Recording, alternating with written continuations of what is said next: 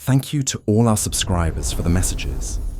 Let's show that our content is authentic.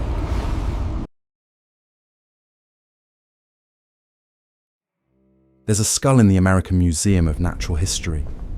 Catalogue number AMNH 5027. It sits in a glass case in the dinosaur halls, labelled Protoceratops, andrewsi. Children walk past it daily. Tourists photograph it. Few pause long enough to read the description. But that skull solved a mystery that had puzzled scholars for 2,500 years.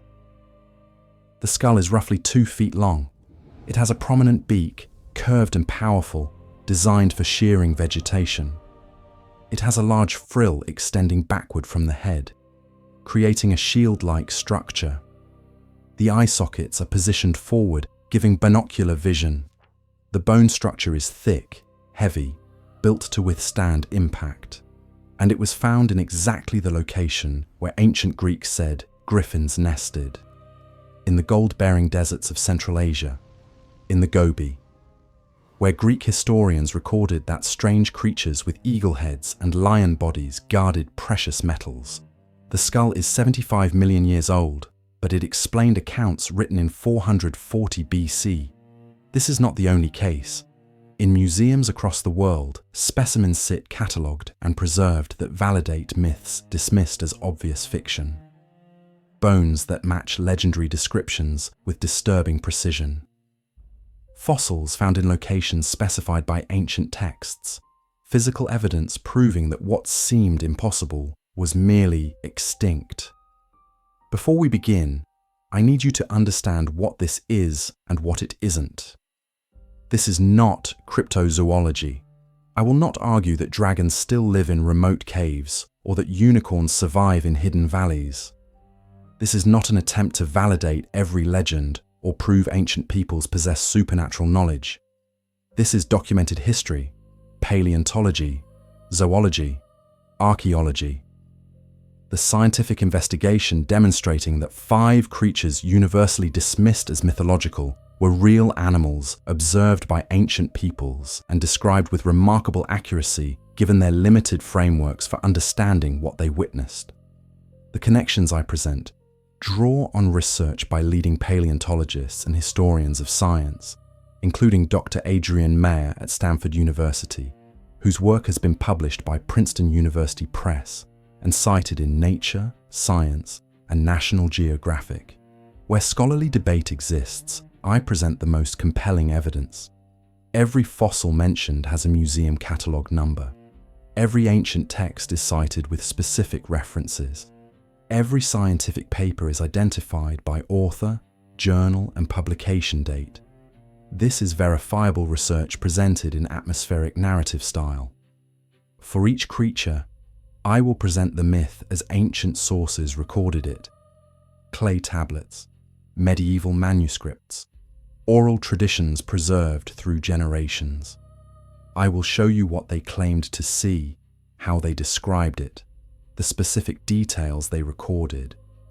Then I will present the scientific discovery, the fossil excavation, the living species identification, the moment when researchers realized that ancient descriptions matched physical evidence with precision that exceeded coincidence. And I will trace the connection as leading scholars have documented it. How specific mythological details correspond to anatomical features. How geographic distribution of legends matches fossil distribution. How behaviors described in texts align with behaviors reconstructed from skeletal evidence or observed in living relatives.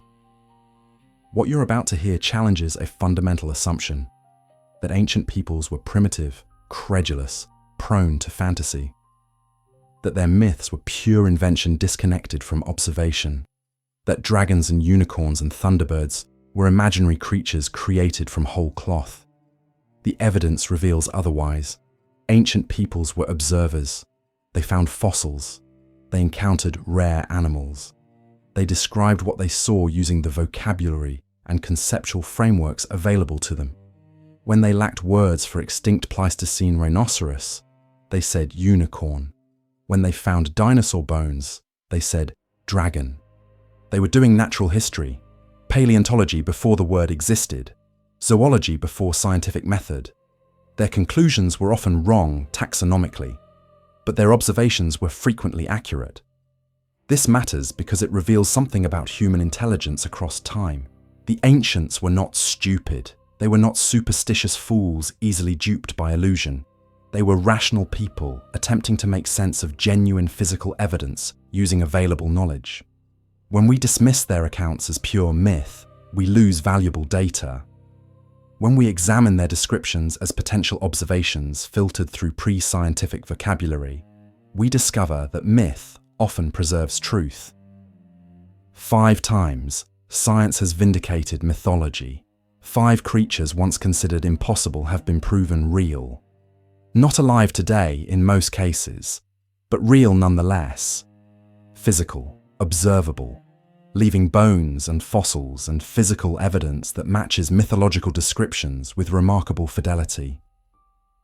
If you value deep historical investigation, if you want to see how mythology intersects with paleontology, if you're willing to consider that ancient texts might contain more observation than imagination, then subscribe now. Click that notification bell, because we venture regularly into territories where comfortable categories collapse, where myth becomes science, where the impossible becomes merely extinct. And leave a comment answering this. Which of these 5 creatures surprises you most? The dragon whose bones were found exactly where medieval texts said they would be. The unicorn whose fossilized skull was discovered in Siberian caves with a single massive horn socket. The Thunderbird whose wingspan matched Native American descriptions within measurement error. Tell me which one you want to hear about first. I am Mr. Ravenhurst, and tonight we examine 5 creatures that were real, that existed, that left physical evidence, that ancient peoples observed and described, that we dismissed as fantasy until science proved us wrong. We begin not with fire-breathing or magic or supernatural power, but with bones, real bones, catalogued in museums, measured by paleontologists, dated through radiometric analysis, proven real by methods that cannot be disputed. We begin with the creature that appears in more cultures than any other, that was described on 5 continents by peoples who never met, that left fossils on every landmass. That ancient observers got remarkably right despite lacking any concept of extinction or deep time. We begin with dragons. Chapter 1. Dragons, the global consensus. Here's what should disturb you about dragons. They appear everywhere. Mesopotamian cylinder seals from 3000 BC show serpentine creatures with legs. Chinese oracle bones from 1200 BC record encounters with lóng. Greek pottery from 800 BC depicts reptilian monsters. Norse sagas written in 1200 AD describe Jörmungandr. Mesoamerican codices show Quetzalcoatl. Aboriginal Australian Dreamtime stories describe rainbow serpents. Hindu texts mention Vritra. Persian legends speak of Ajidahaka. Different continents, different millennia, different languages, different religions, different cosmologies. No contact documented between these cultures during the periods when these myths originated, yet all describe fundamentally similar creatures. Reptilian. Large to enormous, often 4-legged, elongated body, dangerous, associated with elemental forces, sometimes with elaborate head structures, sometimes with wings or the ability to fly, sometimes associated with water, sometimes with fire, but always reptilian, always large, always significant. This consistency demands explanation. Either every culture independently invented the same imaginary creature, which seems statistically unlikely given the specific shared details, or there was global cultural transmission of the dragon concept before recorded history, for which no archaeological evidence exists, or all these cultures were observing something real and describing it within their available frameworks. The third option was dismissed by science for centuries. Dragons couldn't exist. The physics of flight at that scale are impossible for biological organisms. Fire breathing violates thermodynamics and biological possibility. The whole concept is nonsense from an evolutionary and physical perspective. Except they weren't describing one thing. They were describing two things found everywhere humans lived. And when you combine those two things, when you overlay fossil evidence with observations of living reptiles, you get dragons. First component, dinosaur fossils. Dinosaur fossils appear in surface deposits worldwide. This is not occasional. This is constant. Erosion exposes them continually. Rivers cut through sedimentary layers, revealing bone beds. Cliff faces weather and crumble, dropping vertebrae onto beaches. Desert winds scour away sand, exposing skulls that have been buried for millions of years. Construction projects unearth massive bones. Agricultural ploughing turns up fossilized teeth. Ancient peoples found them constantly. They didn't know what they were, but they knew they were bones. Enormous bones. Skulls with massive jaws and eye sockets the size of human heads. Teeth designed for tearing flesh, some curved like scimitars, some serrated like steak knives, all impossibly large. Vertebrae from creatures far longer than any living animal. Ribs that could cage an elephant. Limb bones thicker than tree trunks. Claws like daggers, all turned to stone. All impossibly large. The Chinese were explicit about this. They called fossils lóng, dragon bones. Not metaphorically, not as poetic language. They believed these were literal dragon remains, and they collected them systematically, for centuries, for millennia. They mapped collection sites. They knew which cliffs and caves and riverbeds produced the best specimens. They transported them to cities. They ground them into powder for traditional medicine. They sold them in apothecary shops. They exported them along trade routes. This wasn't superstition. This was systematic natural resource extraction based on consistent physical evidence. The bones were real. The bones were everywhere. The bones demanded explanation. When Western paleontologists reached China in the 1890s, they discovered that Chinese apothecaries had enormous fossil collections.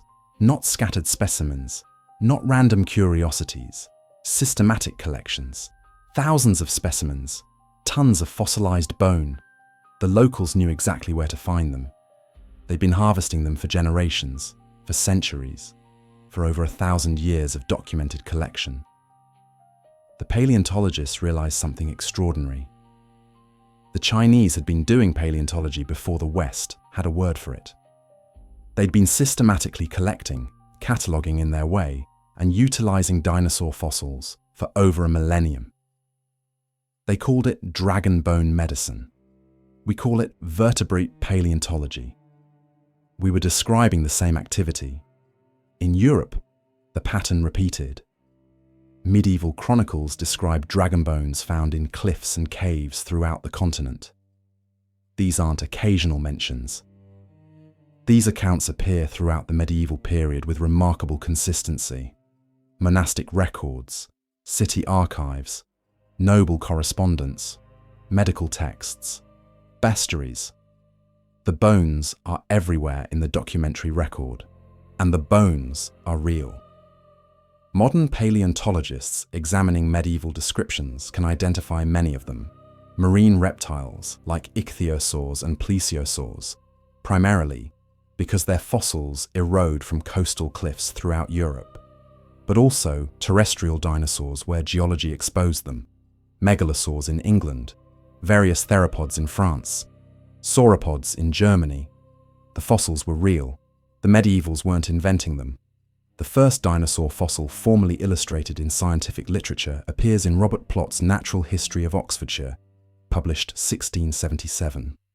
Plott was a serious scholar, the first keeper of the Ashmolean Museum, professor of chemistry at Oxford, not a credulous fool, not a medieval mystic, a scientist by the standards of his era. Plot includes an engraving of what he identifies as a dragon's thigh bone found in a quarry near Cornwall. He examines it carefully. He measures it. He compares it to known animals. He concludes it's too large for any living creature. He considers various possibilities. Giant human, which he rejects. Elephant, which doesn't match the morphology. He settles on dragon as the most logical identification given available taxonomic frameworks. The illustration is detailed enough that modern paleontologists can identify it with certainty. It's a Megalosaurus femur, the first theropod dinosaur ever illustrated in scientific literature. Plot calls it a dragon bone, because that's what it obviously is to him. That's the word available in his taxonomic framework for very large fossilized reptilian bones. This is critical. Plot wasn't being superstitious. He was being scientific by his era's standards. He found a bone. He examined it carefully. He applied the best available taxonomic framework. Dragon was a legitimate natural history category in the 17th century science. It meant very large reptile, known from fossil evidence, probably extinct or surviving in unexplored regions. It was natural history, not myth. What fossils the ancients found showed them specific features that appear consistently in dragon descriptions worldwide. Enormous reptilian creatures, unlike any living animal. This is undeniable when you're holding a 6-foot skull with teeth the size of bananas. You know immediately you're looking at something far beyond human scale, far beyond any living reptile. The size forces recognition. Long bodies, sauropod vertebrae found in sequence, create spinal columns stretching dozens of feet. When erosion exposes an articulated section of spine, when you can trace 20 or 30 vertebrae in a row, each the size of a dinner plate, you understand you're looking at a creature of impossible length. 50 feet, 60 feet, longer. The bones prove it. Large teeth and claws. Theropod remains include recurved teeth 3 inches long, designed for puncturing and tearing. Dromaeosaur claws, the famous sickle claws, are perfectly designed for disemboweling prey. Ancient peoples finding these would understand immediately they were weapons, killing tools, evidence of predation at a scale beyond human experience. 4-legged structure. Most dinosaur skeletons recovered, even from fragmentary remains, show quadrupedal stance or at minimum 4 limbs. Sauropods, ceratopsians, stegosaurs, ankylosaurs, all clearly 4-legged. Ancient peoples finding these bones could reconstruct basic body plans. 4 legs, like known reptiles, but much, much larger. Elongated tails. Some fossil finds include nearly complete articulated skeletons, with tails extending 20, 30, 40 feet or more. These aren't subtle. These are massive structures. Ancient peoples finding complete or partially complete skeletons could see the proportions. Small head relative to body. Long neck in some species. Massive body. Enormously long tail. The proportions match dragon descriptions precisely. Skulls with prominent features. This is where it gets specific. Ceratopsian skulls like Triceratops have massive frills and horns. Pachycephalosaur skulls have thick domed craniums. Hadrosaurs have elaborate crests. Theropods have prominent ridges and horns above the eyes. Ancient peoples finding these skulls would see clear evidence of cranial elaboration. Horns, crests, frills. Bizarre structures unknown in living animals. Dragon illustrations consistently show elaborate head structures. Horns, crests, multiple eyes or eye-like structures. This comes directly from observing fossilized skulls with cranial elaboration. All of these features appear in dragon descriptions worldwide with remarkable consistency. The ancients weren't imagining, they were extrapolating from physical evidence. They found bones, lots of bones, bones everywhere. They tried to reconstruct the living animal. They got remarkably close to correct. but fossils alone don't explain fire-breathing or flight. So where do those elements come from? Second component, living reptiles, monitor lizards, particularly large species. These are not obscure animals. These are widespread, observable, dangerous reptiles that ancient peoples encountered regularly. The Komodo dragon, not discovered by Western science until 1910, but known to Indonesian peoples for thousands of years, grows to 10 feet in length and can weigh over 300 pounds. It's an apex predator. It's aggressive. It has venom-delivering teeth and bacteria-laden saliva that causes deadly infections in bite victims. It can take down prey much larger than itself through ambush tactics and patience. A Komodo dragon hunting is genuinely terrifying to witness. It's fast despite its size, capable of running bursts up to 12 miles per hour. It's intelligent, using cover and strategy and what appears to be deliberate deception. Its bite delivers venom that causes shock, prevents blood clotting, lowers blood pressure, and induces paralysis. Victims weaken progressively over hours or days. They go into shock. They bleed continuously from wounds that won't close. They become weak and disoriented. The dragon follows at a distance, waiting. Tracking. When the prey collapses from blood loss and venom, the dragon feeds. To observers without scientific knowledge of venom and bacteria and shock physiology, a Komodo attack would seem supernatural. The victim is bitten once. The wound doesn't seem immediately fatal, but the victim sickens mysteriously. They weaken progressively. They develop fever. They become delirious. Eventually they collapse and die. The dragon appears afterward and consumes the body. To pre-scientific observers, this looks like curse or magic or poison of supernatural potency.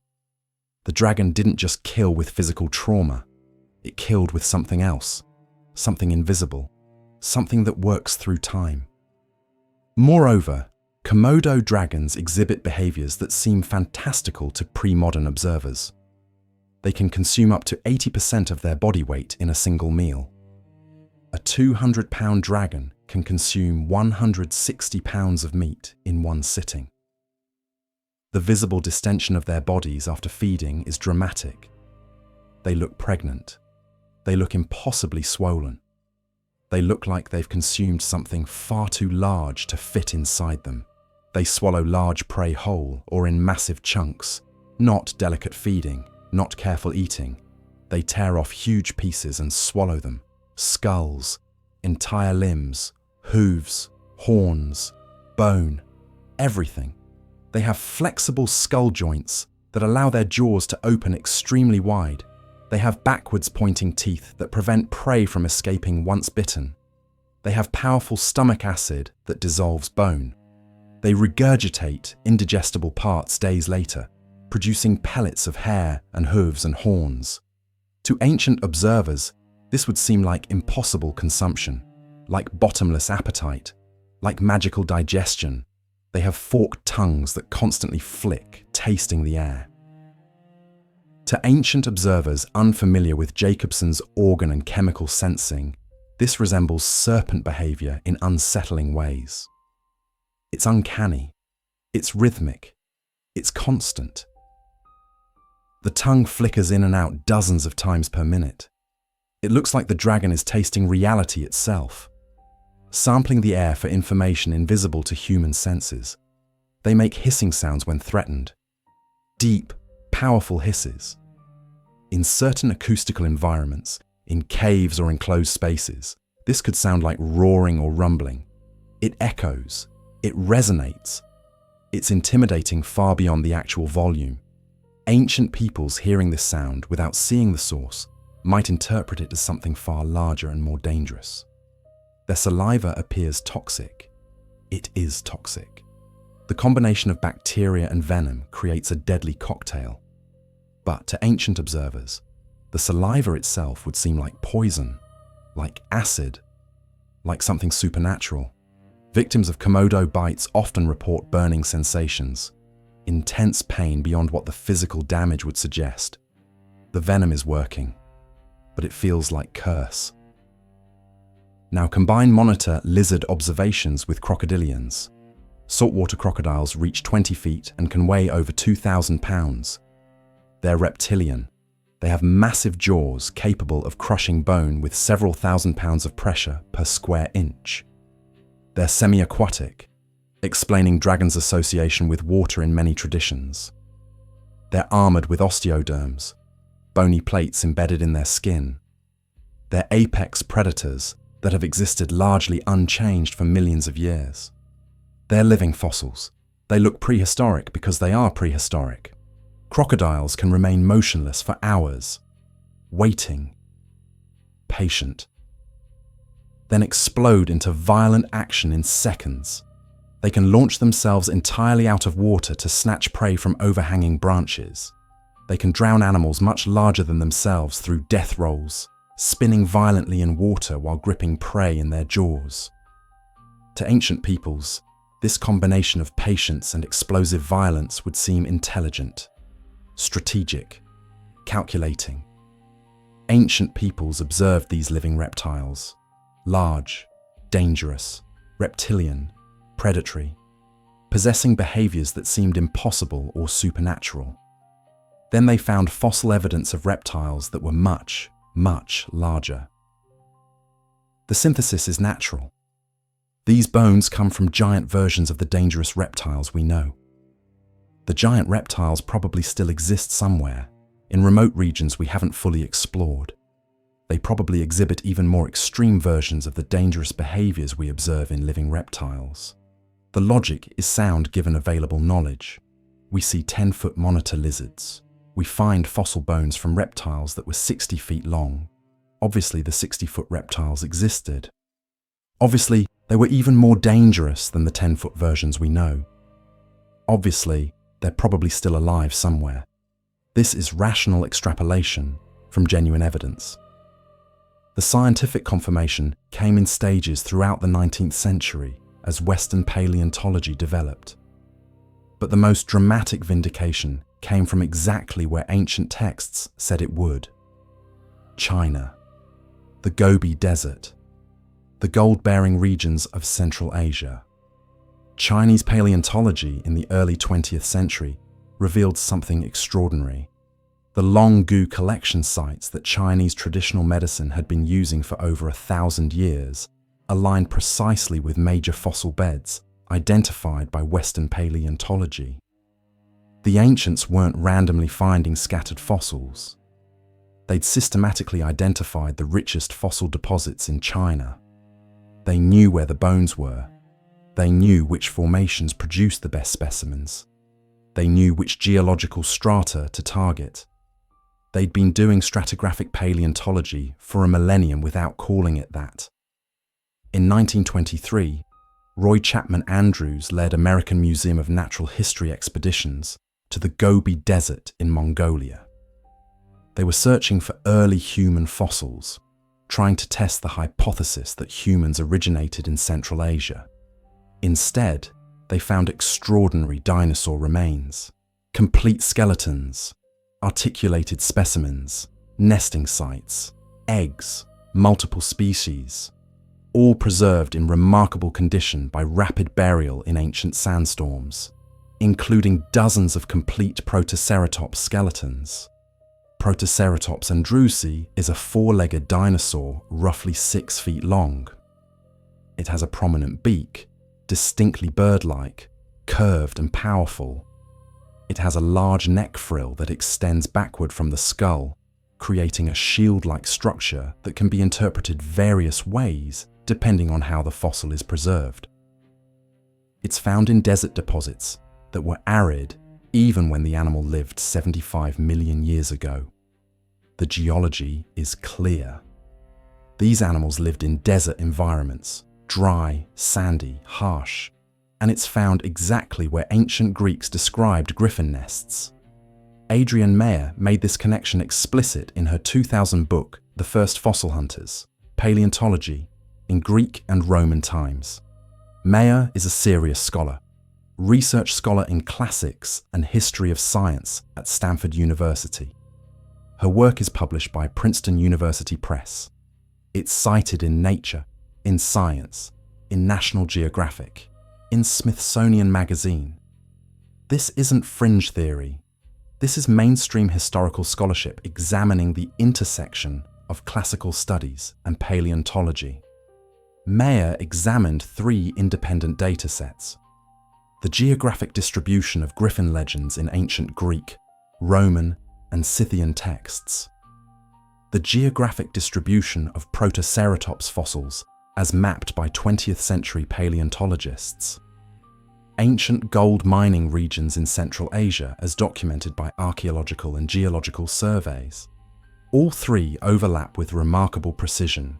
Griffin legends appear precisely where Protoceratops fossils erode naturally from surface deposits and where ancient peoples mined gold.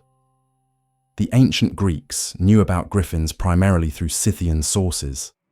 The Scythians were nomadic peoples who ranged across the steppes of Central Asia. They traded with Greeks. They fought with Greeks. They told Greeks about their lands. And they described griffins consistently, specifically, with geographic precision. Herodotus, writing around 440 BC in his Histories, Book 3, Chapter 116, describes the griffins. He's reporting what he was told by Scythian sources. He's explicit about this. He hasn't seen griffins himself, but his informants describe them consistently. The griffins live in the far north, beyond the lands of the Scythians, in regions rich with gold. They are 4-legged creatures with bodies like lions and heads like eagles. They have large beaks. They build nests on the ground. They guard gold fiercely. They attack anyone who approaches their nesting sites. The bones of these creatures are found in the same regions where gold is mined. This is not vague mythology. This is specific geographic and behavioral information, and it aligns precisely with Protoceratops fossil distribution. Ancient Greeks and Scythians worked gold deposits in regions of Central Asia, where Protoceratops is the dominant fossil species. The Altai Mountains, the Tian Shan, regions of modern Kazakhstan, Mongolia, Western China. These are major gold-producing regions. Ancient peoples mined these areas extensively, and wind erosion in these regions constantly exposes Protoceratops fossils. This is critical. The Gobi Desert and surrounding regions have unique preservation conditions. Rapid burial in sandstorms during the Cretaceous period created complete articulated skeletons. The dry climate prevents decay. Wind erosion constantly removes surface sediment, exposing fossils. An ancient person walking through these regions would regularly encounter fossils weathering out of the ground. Not rare, not occasional, regularly, and not fragmentary fossils. Complete skeletons, articulated, looking like they died recently and were perfectly preserved. The preservation quality in these deposits is extraordinary. Skulls with beaks intact, frills complete, all 4 legs present, ribs articulated, spine complete. An ancient miner could find what appears to be an intact animal, recently dead, perfectly preserved, impossibly strange. Now examine what they would see. 4-legged animal. Protoceratops stance is clearly quadrupedal. The legs are positioned under the body. The posture is mammal-like rather than sprawling reptile-like. To ancient observers, this would resemble lion or large cat posture. 4 legs, standing upright, built for movement, large beak, prominent, curved, powerful, designed for shearing vegetation, bird-like, eagle-like, distinctive, impossible to misidentify. This is not subtle. This is the most prominent feature of the skull. A massive beak where you'd expect a mammal to have a nose and jaw. The combination of mammal-like body with bird-like head would be immediately striking. Neck frill extending backward. The frill is a large bony structure. Depending on how the fossil is preserved, depending on whether it's seen from above or from the side, depending on whether sediment has compressed it or left it three-dimensional. It could be interpreted various ways. Folded wings, elaborate crest, defensive shield. To ancient observers without knowledge of ceratopsian anatomy, wings would be a logical interpretation. The structure extends backward from the head. It's clearly not part of the skull proper. It could be folded wings. Found in arid desert regions, the fossils appear in sandstone. The sedimentary context is clearly desert deposition. Even ancient observers could recognize that these animals lived in dry environments. The association with desert is inherent in the geology. Associated with gold. This is geographic coincidence, but to ancient observers it would seem causal. The same geological processes that concentrate gold deposits in certain formations also happen to preserve fossils effectively in the same formations. But ancient peoples wouldn't know this. They would observe, griffins are always found where gold is found. Therefore, griffins must guard gold. The correlation seems obvious. The causation seems logical. Found with eggs. Multiple Protoceratops nests have been discovered with eggs intact. The first dinosaur eggs discovered by science were Protoceratops eggs, found by the Andrews expedition in 1923. The eggs are laid on the ground in clutches. The nests are simple scrapes. Ancient peoples finding these nests would see eggs alongside adult skeletons. The eggs are large enough to be impressive but small enough to be clearly eggs. The association would be clear. These creatures laid eggs. They nested on the ground. They guarded their nests. Protective posture. Some specimens are found in positions suggesting defense of nests or young. Some show evidence of death while brooding. Ancient observers finding adult skeletons positioned over egg clutches would interpret this as protective behavior. These creatures defended their nests. They died defending their young. They were fierce in protection. The interpretation ancient Greeks made was entirely logical given this evidence. Strange creatures with lion-like bodies and eagle-like heads live in gold-bearing deserts. They lay eggs on the ground. They build nests. They guard the gold fiercely. Their remains prove they exist. The bones are real. The eggs are real. The association with gold is consistent. Therefore, these creatures exist.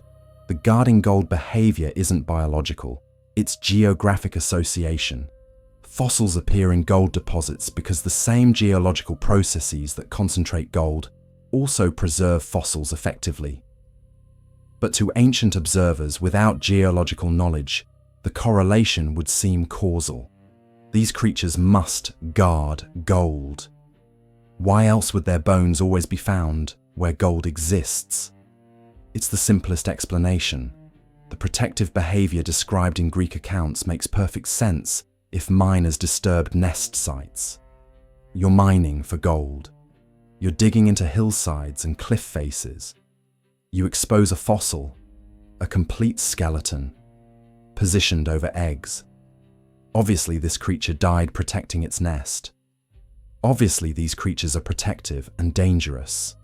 If you continue mining in areas where you find these nests, you might experience difficulties, accidents, injuries, deaths from other causes that get attributed to the griffin's wrath because you disturbed their nesting grounds. Stories develop, accounts spread, the reputation grows. But the core observation was accurate. Strange skeletons exist in gold regions. They have bodies resembling large four-legged animals. They have heads featuring prominent beaks. They laid eggs. They nested on the ground. Every single element of this description is factually correct. The taxonomy was wrong. They weren't magical creatures. They weren't current fauna. They were extinct dinosaurs. But the observation was right. Modern analysis of Gobi fossil deposits confirms that Protoceratops specimens are extraordinarily well preserved in certain formations. The Jadocta formation in particular produces complete articulated skeletons with remarkable frequency. Rapid burial in sandstorms created instant fossilization. The dry climate prevented bacterial decay. The result is fossils that look fresh, that look recent, that look like they could have died yesterday. This would strongly suggest to ancient observers that the creature existed recently, perhaps still exists. Very old bones are usually fragmentary, scattered by scavenging and weathering, broken down by geological processes. Complete skeletons suggest recent death. Therefore, griffins must still live somewhere, beyond explored territories, in regions we haven't reached yet. The logic is sound given available evidence. The geographic range of griffin legends correlates with Protoceratops fossil distribution with remarkable precision. Mayer's analysis showed that griffin accounts appear in texts from exactly the regions where Protoceratops fossils are most common and most accessible through surface erosion. Areas without Protoceratops fossils have no indigenous griffin traditions. Areas with abundant Protoceratops fossils have elaborate, detailed, consistent griffin traditions. The correlation is statistically significant. This is the critical point. We're not seeing vague similarities between random myths and random fossils. We're seeing precise geographic correlation. The myths appear exactly where the fossils appear, nowhere else. That's not coincidence, that's evidence of observation. Now apply this framework to dragons more broadly across all cultures. Dragon legends worldwide correlate with dinosaur fossil distributions. This isn't vague, this isn't impressionistic. The correlation is mappable. Chinese long traditions are strongest in regions with extensive fossil beds. The Gobi, Sichuan, Liaoning, Yunnan, all major fossil-producing provinces. European dragon legends cluster in areas where marine reptile fossils erode from coastal cliffs. The Jurassic coast in England, the shores of the Mediterranean, the coastlines of Scandinavia. Mesoamerican feathered serpent traditions appear in regions with numerous fossil sites. Mexico, Guatemala, Honduras. The correlation isn't perfect because dragons also incorporate observations of living reptiles. Monitor lizards, crocodiles, large snakes. But the foundation, the reason every culture independently developed dragon mythology, is fossil evidence. Dinosaurs existed. Their bones remain. Ancient peoples found them constantly and tried to explain them. Different cultures created different explanations based on local context and cosmology. Chinese scholars integrated dragons into philosophical systems. Yin and Yang. 5 elements. Cosmic balance. Europeans made them manifestations of evil. Agents of Satan. Symbols of sin and chaos. Mesoamericans connected them to gods and cosmic cycles. Creation and destruction. Time and calendar. But all were responding to the same physical evidence. Enormous reptilian bones that demanded explanation. The fire-breathing element comes from multiple sources. First, burning coal seams. In regions where dragon legends are prominent, natural coal deposits sometimes ignite and burn for years or decades.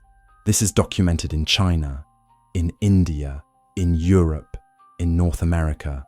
Underground coal fires produce smoke and flames emerging from ground, sulfurous smells, scorched earth. To ancient observers, this looks like a dragon's breath or lair. The connection is natural. Second, volcanic activity. Dragons are frequently associated with volcanic regions.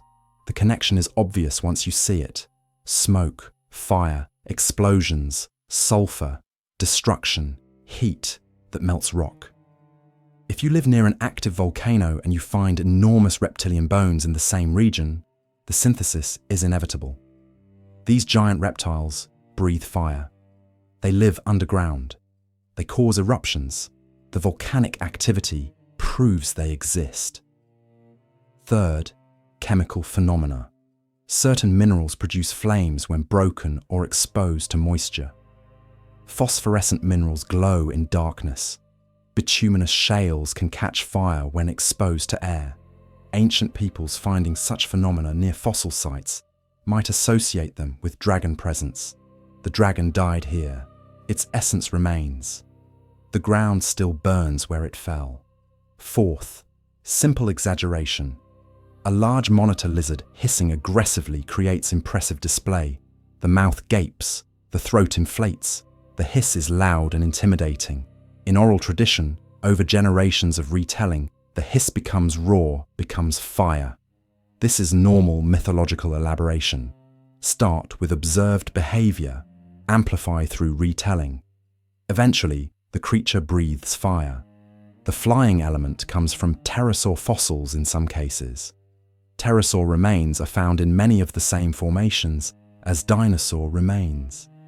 Ancient peoples finding these bones, with their elongated wings and strange proportions, would recognize them as flying reptiles. If ground-dwelling reptiles reached 60 feet, and flying reptiles existed, perhaps the largest reptiles could both walk and fly. Perhaps dragons have wings. The logic works, but more commonly, the flying element comes from simply adding bird features to reptilian descriptions. If giant reptiles existed, and birds can fly, perhaps giant reptiles could fly too. Perhaps dragons are reptiles, with bird characteristics. Wings, flight, the ability to soar. The griffin already mixed mammal body with bird head. Why not reptile body with bird wings? The synthesis is natural. What modern paleontology reveals is just how accurate dragon mythology actually was in its core observations. Strip away the fire breathing, strip away the magic, strip away the supernatural attributes. What remains is remarkably accurate natural history. Dinosaurs existed, undeniable scientific fact. They were reptilian, taxonomically accurate. Many were enormous. Sauropods reached over 100 feet in length. Some weighed over 50 tons. Some had elaborate head structures. Triceratops frill, Stegosaurus plates, Parasaurolophus crest, Pachycephalosaurus dome, Styracosaurus spikes. The cranial elaboration is real and spectacular. Some had teeth and claws exactly as legends describe. Tyrannosaurus teeth were 9 inches long. Therizinosaurus claws were 3 feet long. The weaponry was real. Some were incredibly long. Diplodocus tails exceeded 40 feet. Argentinosaurus bodies reached 120 feet. The proportions matched descriptions. The only significant errors were assuming they were still alive somewhere, which is wrong because ancient peoples lacked the concept of extinction. Adding fire breathing, based on other phenomena or exaggeration, which is understandable mythological elaboration. Sometimes adding flight based on pterosaurs or birds, which is mixing of observations. Conflating multiple species into single dragon category, which is natural when you lack scientific taxonomy. But the core observation was correct. Giant reptiles existed. Their bones are found in rock. They had diverse forms. Some had elaborate features. They were the largest land animals that ever lived. This is accurate paleontology described without scientific vocabulary. The dragon wasn't fantasy. It was natural history based on fossil evidence, combined with observations of living reptiles, filtered through pre-scientific frameworks. And it was right far more often than it was wrong. When medieval scholars wrote about dragon bones in caves, they were describing real fossils. When Chinese physicians prescribed dragon bone medicine, they were using ground dinosaur fossils, confirmed by chemical analysis of traditional dragon bone medicines. They're genuine fossils. When Greek historians recorded griffin nests in the Gobi, they were reporting Protoceratops fossil sites, confirmed by modern paleontological surveys showing Protoceratops abundance in exactly those regions.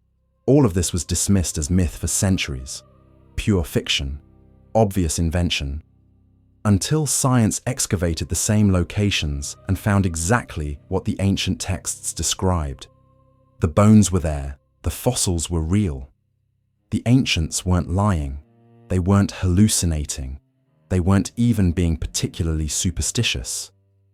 They were observing and reporting physical evidence using available vocabulary. The dragon was real, not as medieval artists depicted it, not with magic or supernatural power, but as an attempt by intelligent observers to explain genuine fossil evidence of creatures that once lived. Creatures we now call dinosaurs. Creatures whose existence ancient peoples documented accurately, despite lacking words like Mesozoic or Cretaceous or theropod. They said dragon. We say dinosaur. We're describing the same bones. Chapter 2. The unicorn, the beast with the impossible horn. Marco Polo returns from China in 1295 AD. He's been gone 24 years.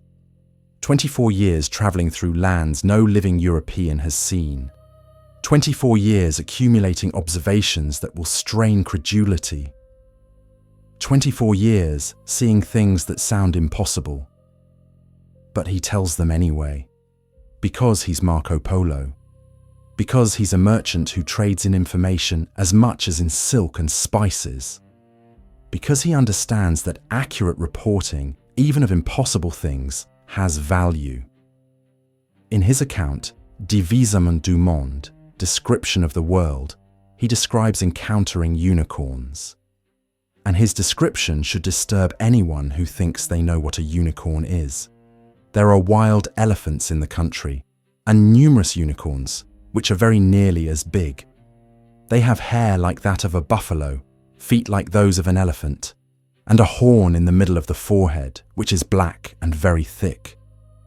They do no mischief with the horn, but with the tongue alone, for this is covered all over with long and strong prickles, and when savage with anyone, they trample him under their feet, and then rasp him with their tongue. The head is like that of a wild boar, and they carry it ever bent towards the ground.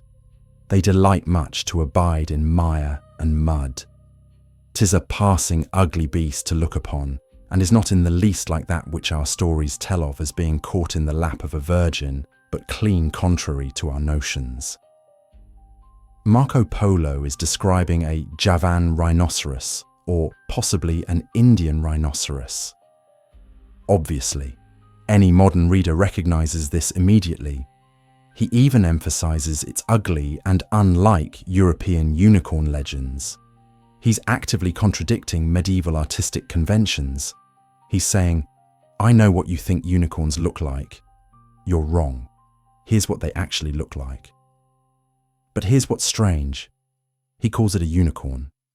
Unicorno in medieval Italian. He doesn't say this is what ignorant locals wrongly call a unicorn while recognizing it's actually something else. He identifies it as a unicorn, as if European unicorn legends came from somewhere real, as if people already understood that unicorns were large, aggressive, horned beasts living in Asia, and Polo's description merely corrected artistic and poetic embellishments added by Europeans who had never seen one. This suggests something.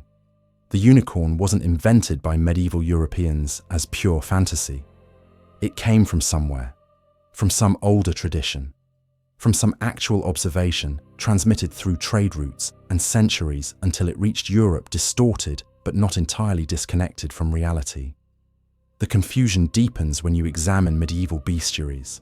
The unicorn appears consistently across hundreds of manuscripts from the 12th through 15th centuries. But descriptions vary dramatically. Some sources show horse-like creatures with delicate spiraling horns, elegant, beautiful, white, pure. Others show massive, aggressive animals, heavy, dangerous, more rhinoceros than horse, more weapon than symbol. The Physiologus, a Greek text compiled around 200 AD in Alexandria, describes the unicorn thus. He is a small animal like a kid, but surprisingly fierce. He has one horn in the middle of his head. No hunter can catch him by force, but only by using this trick. A virgin girl is led to where he dwells, and there she is sent away alone into the wood. As soon as the unicorn sees her, he runs and lays his head in her lap. She caresses him, and he is thus taken captive and led to the king's palace. This is the source of the virgin capturing unicorn legend, the image that dominates medieval and Renaissance art, the unicorn and the virgin, the allegory of Christ and the Virgin Mary, the symbol of purity and incarnation. But examine the description carefully beneath the allegorical overlay. Small animal, like a kid. Not horse-sized, goat-sized. A kid is a young goat. This gives specific scale, yet surprisingly fierce. Fierce enough that despite small size, hunters cannot catch him by force. And the horn is in the middle of his head, specifically located, not on the nose like rhinoceros species known to classical Greeks, on the forehead, centrally positioned. This doesn't describe a delicate magical horse. This describes something real, something small but dangerous, something with a horn positioned distinctly on the forehead rather than on the snout. The allegorical elements are clearly later Christian additions.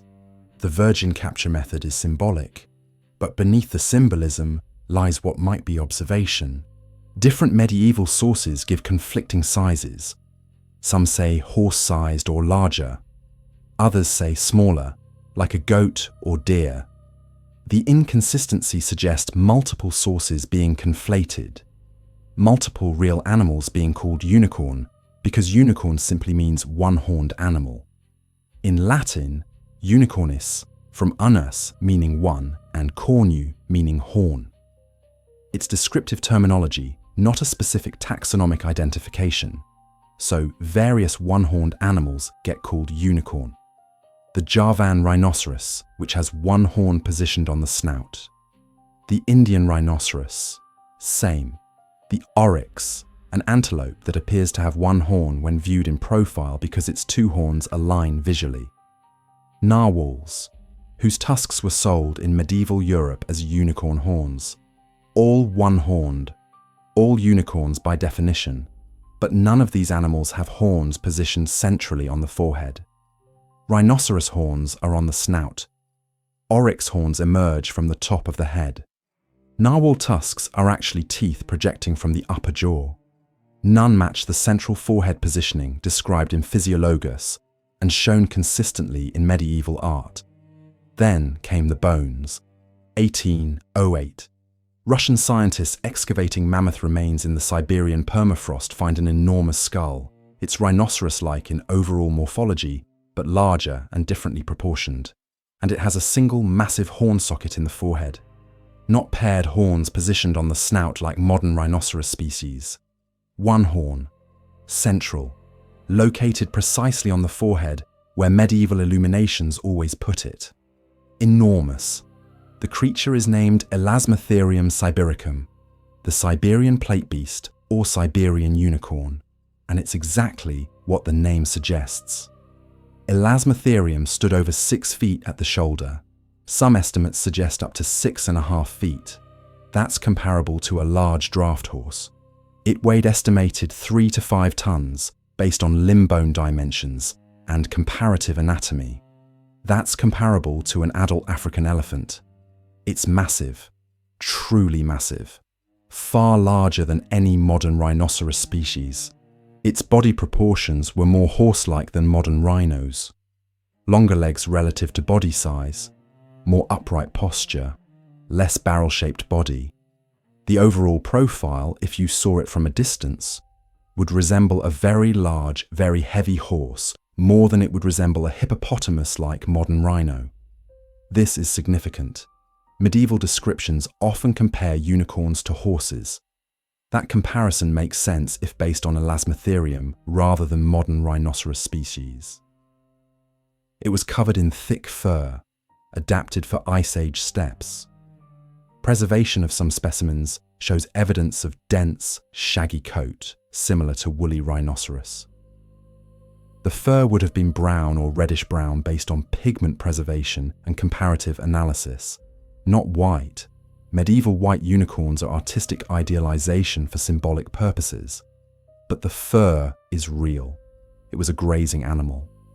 Toothwear patterns show grass specialization. It was a bulk grazer, consuming large quantities of grass and steppe vegetation. It used its massive horn to sweep snow aside to reach vegetation during winter. This is reconstructed from horn socket angle and attachment points for massive neck muscles.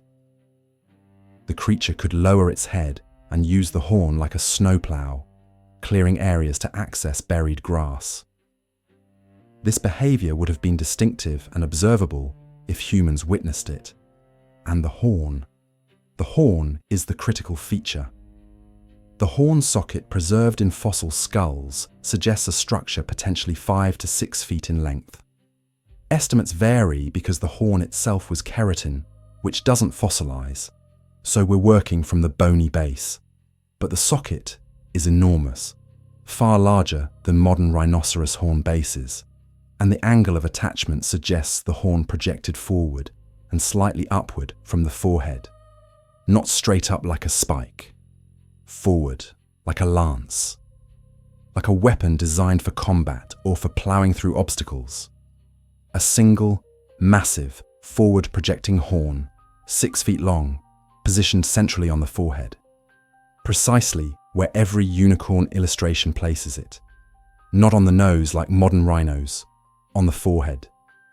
The match is exact. The geographic range is crucial. Elasmotherium fossils are found across Eurasia from the Iberian Peninsula to Siberia, Spain, France, Germany, Ukraine, Russia, Kazakhstan, China, exactly the regions where unicorn legends appear most prominently in medieval and ancient sources: Western Europe, the Mediterranean, Central Asia, Siberia. The distribution of the myth matches the distribution of fossils with precision that exceeds coincidence. For decades after the initial discovery, the connection between Elasmotherium and unicorn mythology remained speculative. Yes, ancient peoples found these bones. That's undeniable. Elasmotherium fossils erode from riverbanks and cliff faces throughout its range. Ancient peoples absolutely encountered them. But did they create unicorn legends from this evidence? Or is the similarity between fossil and myth merely coincidental? Could unicorns be pure invention that happens to resemble a real extinct animal by chance? 2016. DNA analysis and radiocarbon dating of Elasmotherium remains produces results that change everything. Published in Nature, Ecology and Evolution by Andrzej Szpansky and colleagues from Tomsk State University and the Russian Academy of Sciences. The research shows that the most recent Elasmotherium specimens date to approximately 29,000 years ago. Not millions of years, not hundreds of thousands of years. 29,000 years ago, the late Pleistocene, yesterday in geological terms. Some controversial evidence from less certain contexts, using uranium-thorium dating rather than radiocarbon, suggests possible survival until approximately 13,000 years ago. This evidence is disputed. Not all researchers accept it. But even the conservative, widely accepted date of 29,000 years ago is extraordinary. This timeline is critical. Modern humans, Homo sapiens, arrived in Siberia approximately 50,000 years ago. Elasmotherium definitely overlapped with human populations for at least 20,000 years. If the later date is accurate, possibly nearly 40,000 years of overlap. 20,000 to 40,000 years of humans and Elasmotherium occupying the same landscapes. This means Siberian human populations encountered living Elasmotherium, not just fossils, living animals. They hunted in the same territories. They competed for resources. They observed these creatures moving, feeding, fighting. They saw the horn in action. They watched the behavior. They developed knowledge about this animal through direct observation across thousands of generations.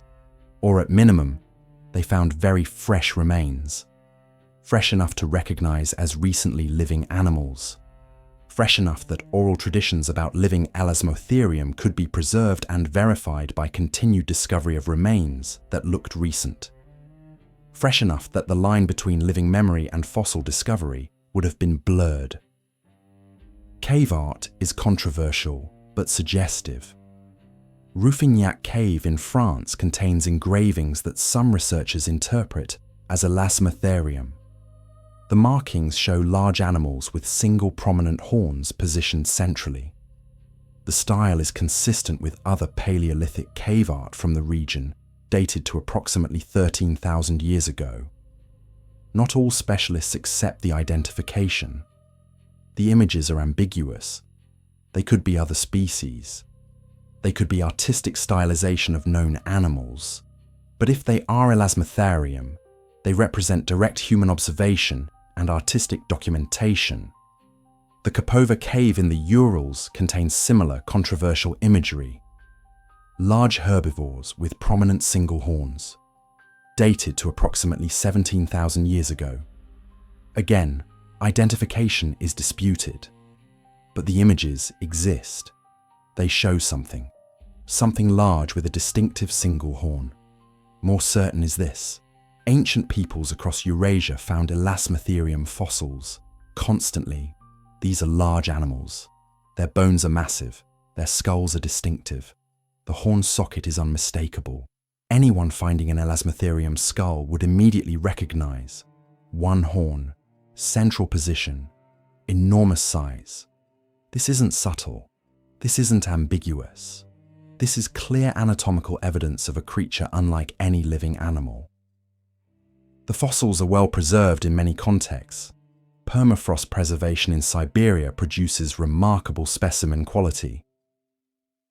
Bog preservation in Northern Europe does likewise.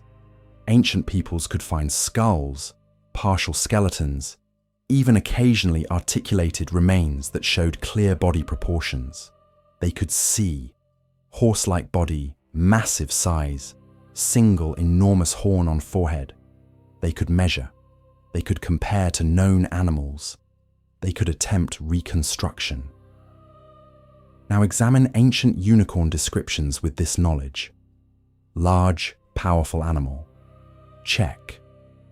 Elasmotherium weighed 3 to 5 tons. It was one of the largest land animals of the Pleistocene. The size is appropriate for descriptions calling unicorns powerful enough to fight elephants or destroy armies. The scale matches. Horse-like body. Check. Elasmotherium proportions were more equine than modern rhinoceros proportions. Longer-legged, more upright. The comparison to horses in medieval texts makes sense if the source observation was Elasmotherium rather than modern rhinos. Single horn on forehead. Check. Exact. Match. This is the critical detail. Modern rhinoceros species don't have horns positioned this way. Fossil and living rhinoceros species known to classical authors don't match. But Elasmotherium does. Perfectly. Fierce. Aggressive. Untamable. Check. Large herbivores are dangerous. Anyone who has encountered an elephant, a water buffalo, a moose, an aurochs, knows that herbivores can be far more aggressive and dangerous than carnivores. An animal the size of Elasmotherium, possessing a 6-foot horn, would have been extraordinarily dangerous, unpredictable, aggressive when threatened, impossible to control, absolutely untamable using any methods available to ancient peoples. Cannot be caught by force. Check. You cannot catch a 5-ton animal with a 6-foot horn using nets, ropes, and spears. It would destroy anyone who tried. The only possible capture methods would involve traps, pits, deception. This matches descriptions saying special methods are required. Force doesn't work. You need strategy. Lives in remote regions. Check. As Elasmotherium declined toward extinction, as human populations expanded, as climate changed, the animals would have retreated to progressively more remote regions. By late Pleistocene, they probably survived only in marginal habitats. Difficult to reach, rarely seen. This creates impression of rarity and remoteness that persists in legend even after extinction. Extremely rare, seldom seen. Check. Late Pleistocene populations were probably quite low. The species was declining. Fossilization is rare relative to living population size.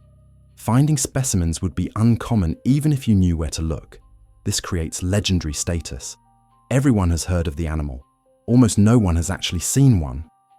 Perfect conditions for mythological development, associated with purity and magic. This is cultural overlay. Different cultures added different symbolic meanings. Europeans added Christian allegorical significance. Chinese added cosmological meaning. But the core animal description underneath the symbolism is consistent. Large, horse-like, one-horned, fierce. That's observation. The symbolic meanings are interpretation. The horn has magical medicinal properties. This belief appears across cultures. Ground unicorn horn as panacea, protection against poison, healing power. This probably originates from actual use of fossilized elasmotherium horn bases. Keratin doesn't fossilize, but bone does. The bony core of the horn mineralizes.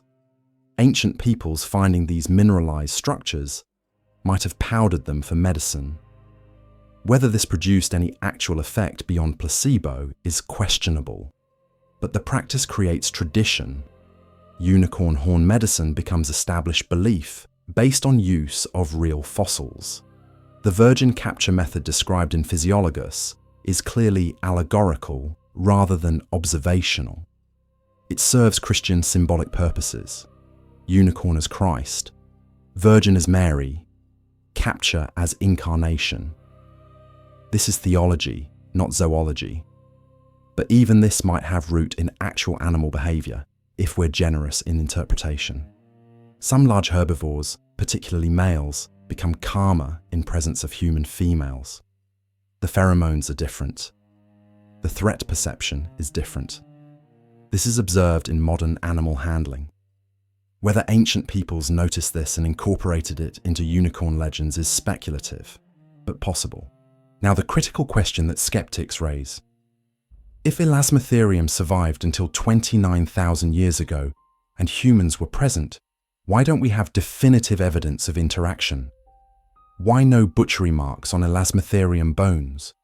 Why no Elasmotherium remains in human middens? Why no unambiguous cave art? The answer is likely population density. Elasmotherium was probably rare even before extinction. Large, slow-reproducing herbivore in declining populations. Human population density in the late Pleistocene was also low. The probability of humans successfully hunting Elasmotherium, as opposed to encountering it and avoiding it, was probably quite low. The animal was dangerous. The horn was lethal. The size was intimidating.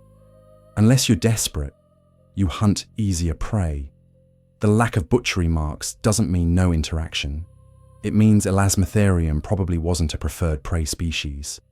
Too dangerous. Too difficult. Why risk death hunting a 5-ton animal with a 6-foot horn when you can hunt horse or bison or deer instead? The lack of definitive cave art might just be identification difficulty. The controversial images might be Elasmotherium. We just can't be certain. Paleolithic art is often ambiguous. Species identification from stylized paintings is difficult. What we can be certain of is this. Elasmotherium existed. It survived until at least 29,000 years ago. Humans were present throughout its range during this period. Therefore, humans encountered it. Whether as living animals or very fresh remains, humans had evidence of this creature's existence. They described it. They transmitted the descriptions. Eventually, the descriptions reached Mediterranean civilizations and medieval Europe. The details were modified. Artistic embellishments were added. Christian symbolism was overlaid. But the core description, large horse-like animal with single forward-projecting horn on forehead, remained consistent because it was based on physical evidence. The alternative explanation is that medieval Europeans independently invented the unicorn as pure fantasy, and by pure coincidence invented a creature that precisely matches an extinct animal they had no knowledge of. The proportions match. The horn position matches. The geographic distribution of fossils matches the distribution of legends. The size matches. The temperament descriptions match what we'd expect from a large, unpredictable herbivore. All of this is coincidence? It's possible. Coincidences happen. But it strains probability. The simpler explanation is observation. Ancient peoples found elasmotherium remains. They described accurately what they found. The descriptions were transmitted. Medieval Europeans received garbled, but not entirely inaccurate information. They filled in details with artistic interpretation. But the foundation was real. When Marco Polo encountered rhinoceros in Asia and said these are unicorns, just ugly ones, he wasn't correcting pure fantasy. He was correcting artistic embellishment of real animal descriptions. He was saying, the animal is real, but it's not beautiful and white like our paintings show. It's large and ugly and aggressive, but it has one horn. It's a unicorn. Different one-horned animals got called unicorn. This created confusion. Rhinoceros are unicorns. Elasmotherium fossils represent unicorns. Oryx viewed in profile look like unicorns. Narwhal tusks are unicorn horns. All true in their way. All one-horned. All unicorns, by definition. But the classic unicorn of a medieval imagination, the horse-like creature with single horn on forehead, that specific description matches Elasmotherium and nothing else. The match is too specific, too precise, too geographically correlated to be accidental. The unicorn was real, not alive in medieval Europe, not available for capture in gardens, not tameable by virgins in some literal sense, but real as an Ice Age megafauna that humans encountered and described, real as a fossil found across Eurasia, real as evidence that ancient peoples tried to understand and explain using available frameworks. They said, unicorn. We say, Elasmotherium sibiricum. We're describing the same horn, the same skull, the same legend built on genuine observation of impossible creatures that were merely extinct. Chapter 3. The Behemoth. When Scripture described fossils. The Book of Job is ancient, older than most of the Hebrew Bible by scholarly consensus, older than the Pentateuch, possibly older than the Exodus traditions. Dating is uncertain, but many scholars place its composition between 2000 and 1500 BC, based on linguistic analysis, theological development, and cultural context. That's 3,500 to 4,000 years ago. Bronze Age, before classical Greece, before the Phoenician alphabet spread. Deep antiquity, the book is poetry, philosophical dialogue, theodicy exploring suffering and divine justice. It's not natural history, it's not attempting scientific description. But embedded within the poetry are descriptions of creatures. And one of these descriptions has disturbed biblical translators for 2 millennia. Job chapter 40, verses 15 through 24. God is speaking to Job, demonstrating divine power by describing creatures of creation that Job cannot control or comprehend. Behold now Behemoth, which I made with thee. He eateth grass as an ox. Lo now, his strength is in his loins, and his force is in the navel of his belly. He moveth his tail like a cedar. The sinews of his stones are wrapped together. His bones are as strong pieces of brass. His bones are like bars of iron. He is the chief of the ways of God. He that made him can make his sword to approach unto him. For 2,000 years, interpreters argued about Behemoth's identity. The most common proposals: hippopotamus, elephant, water buffalo, crocodile. Each has problems.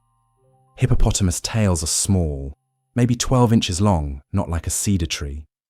Elephants' tails are thin and taper dramatically.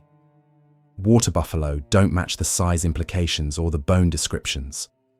Crocodile might work for some elements, but not for grass eating or the tail comparison. The tail description is the critical problem that has vexed translators for millennia. He moveth his tail like a cedar. Cedar trees are large. The The cedars of Lebanon mentioned throughout biblical texts are Cedrus libani, massive evergreen trees reaching heights of 100 to 130 feet, with trunks 6 to 8 feet in diameter. They're proverbially large, mighty, prominent, used for construction of temples and palaces because of their size and strength. No living land animal has a tail like a cedar tree. This is simply biological fact. The largest modern land animal tails belong to elephants, and they're nothing like cedar trees. They're thin, whip-like, designed for swatting flies. Even hippos, rhinos, buffalo, the largest modern herbivores, have relatively modest tails compared to body size. Translators have attempted various solutions to this problem. Some suggest tail is euphemism for genitals, making the passage about sexual prowess. This is linguistically possible. The Hebrew word zanav usually means tail, but might have secondary meanings. But this interpretation seems forced. The text is describing the creature's physical impressiveness, not its reproductive capability. The surrounding verses describe bones, strength, body structure. Sexual euphemism disrupts the thematic flow. Some suggest the text is corrupt. Copyist error. Perhaps the original read something different. But there's no textual evidence for this. All manuscript traditions preserve the cedar comparison. It's original. It's intentional. It's what the author meant to say. Some suggest it's purely mythological. Behemoth is a fantasy creature. The impossible tail description proves it's not meant as natural history. This is the consensus view for the past 2 centuries. Behemoth is symbol. Allegory. Theological concept, not biology. Then paleontology discovered sauropods. Sauropod dinosaurs, the long-necked herbivores, Diplodocus, Apatosaurus, Brachiosaurus, Camarasaurus, Argentinosaurus, Sauroposeidon. These creatures have tails that absolutely could be described as like cedar trees, not metaphorically, literally. The comparison is apt. Diplodocus carnegie, first described in 1901, but known from multiple specimens found throughout the American West, had a tail exceeding 40 feet in length, composed of over 80 vertebrae. The tail was massive at the base, thick as a tree trunk, tapering gradually along its length. The structure was rigid but flexible, capable of being moved like a whip. But the scale was enormous, far beyond any living animal's tail, cedar-like in size, prominence, and structural appearance. Apatosaurus louisii had similarly impressive tail dimensions. The vertebrae at the base of the tail were 1.5 feet in diameter. The tail extended 40 feet. When complete with muscle and skin, it would have been truly massive, tree-like. The comparison to cedar is not hyperbole. The bone description in Job makes sense for fossilized dinosaur bones. His bones are as strong pieces of brass. His bones are like bars of iron. This is accurate description of mineralized sauropod bones. When dinosaur bones fossilize, they're replaced by minerals, primarily various forms of silica and calcite. The organic bone material is gone. What remains is stone, but stone that retains the shape and internal structure of bone. The weight is tremendous. A fossilized sauropod femur can weigh several hundred pounds. When you pick it up, it feels metallic, dense, heavy beyond expectation. The description as brass or iron is phenomenologically accurate. Tubes of brass describes fossilized long bones with precision. Sauropod limb bones are hollow. This is weight reduction adaptation. Solid bone of that size would be impossibly heavy. The animal couldn't move. So the bones evolved as hollow tubes with internal struts for strength. When these bones fossilize, when they're found eroding from rock, when you examine them in cross-section, the tubular structure is obvious. The walls are thick, like metal tubing. The internal structure shows channels and spaces. To ancient observers, these look manufactured. like someone made tubes from metal. The comparison is natural. The description chief of the ways of God, or first of the great acts of God, makes sense if encountering very large sauropod bones.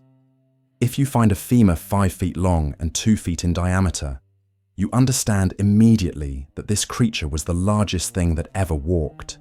The size forces the conclusion. This was God's greatest creation in terms of sheer physical magnitude. The superlative is justified, not hyperbole. Accurate assessment based on physical evidence, he eateth grass as an ox, is taxonomically correct. Sauropods were herbivores. Their teeth show wear patterns consistent with plant consumption. They had peg-like or spoon-shaped teeth designed for stripping vegetation, not chewing. They swallowed stones, gastroliths, to help grind plant material in their guts. They consumed vast quantities of vegetation daily to fuel their enormous bodies. The comparison to ox, a large herbivore known to the biblical audience, is appropriate and accurate. Now the critical question: where would Job's author encounter sauropod fossils? The geographic setting of Job is debated, but typically identified as Uz, a region mentioned elsewhere in biblical texts. Based on various textual clues, Uz is usually placed in the general area of modern Jordan, northwestern Saudi Arabia, or possibly the desert regions east of Canaan. The exact location is uncertain, but the general region is clear: the Levantine borderlands between settled areas and desert. This region contains Mesozoic sedimentary formations that preserve dinosaur fossils, not abundantly, not as richly as the Gobi or the American West, but fossils are present. And ancient peoples didn't need abundant fossils. They needed to find one impressive specimen, one massive bone, one undeniable piece of evidence.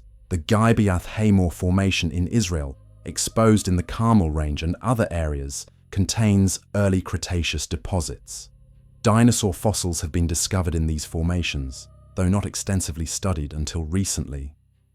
The Kernub Group in Jordan, exposed along the Rift Valley and in southern regions, contains early Cretaceous sandstones and conglomerates.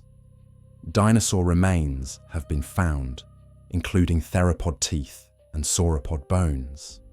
Further south, the Wadi Rum region of Jordan exposes extensive Paleozoic and Mesozoic formations. Sauropod fossils have been discovered in several localities.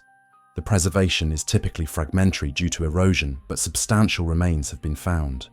In Saudi Arabia, the Sac sandstone and overlying formations contain Paleozoic and Mesozoic deposits.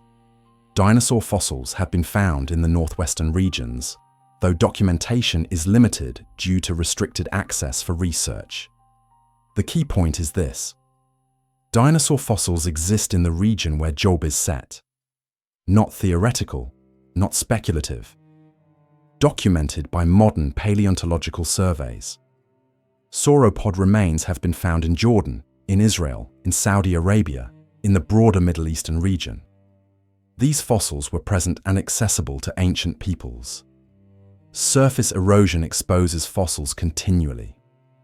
Wind and rain wear away softer rock, revealing harder fossilized bone.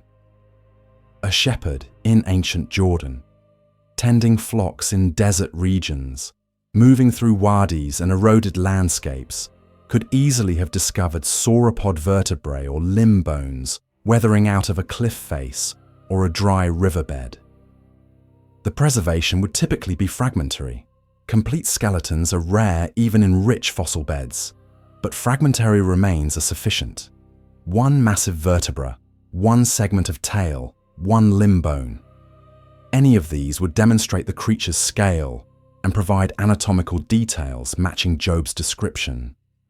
The text's precision suggests direct observation, or at least reporting from someone who observed directly. Tail-like cedar is not a generic description, it's specific. It describes exactly what sauropod tails resemble: rigid, massive, tree-like structures. Bones like brass and iron describes fossilized bone texture and weight with accuracy that exceeds what you'd expect from pure invention. These are observational details. Phenomenological accuracy. Someone saw something and described what they saw. However, we must be cautious. Many biblical scholars interpret Behemoth as purely mythological or symbolic. Some identify it as hippopotamus, despite the tail problem, arguing that ancient Near Eastern peoples encountered hippos in Egypt, and the description conflates features from multiple animals. Others see Behemoth as composite creature drawing on various animals and mythological traditions, not meant to correspond to any single biological entity. The sauropod interpretation, while intriguing to paleontologically informed readers, is not scholarly consensus. Moreover, the context matters. Job 40-41 describes two creatures, Behemoth and Leviathan. Leviathan is clearly mythological. Breathing fire, having scales no spear can penetrate, making the sea boil. These are supernatural descriptions, symbolic of chaos and divine power over chaos. If Leviathan is mythological, perhaps Behemoth is too. Perhaps both are meant as theological symbols rather than natural history. But there's a counter-argument. Contrast the descriptions carefully. Leviathan uses supernatural language. His breath kindles coals. Flames dart from his mouth. He makes the deep boil like a pot. This is clearly not naturalistic description. This is mythological language drawing on ancient Near Eastern chaos monster traditions. Behemoth uses naturalistic language. He eats grass. His strength is in his loins. His bones are like metal. He drinks from rivers. This is physical, observable description. The only supernatural element is the statement that only God can approach him with a sword, which could mean simply that humans cannot hunt or control him. The description is grounded in physical characteristics, not mythological attributes. The author may distinguish between two types of divine demonstration. Leviathan represents God's power over chaos and cosmic forces, mythological, symbolic.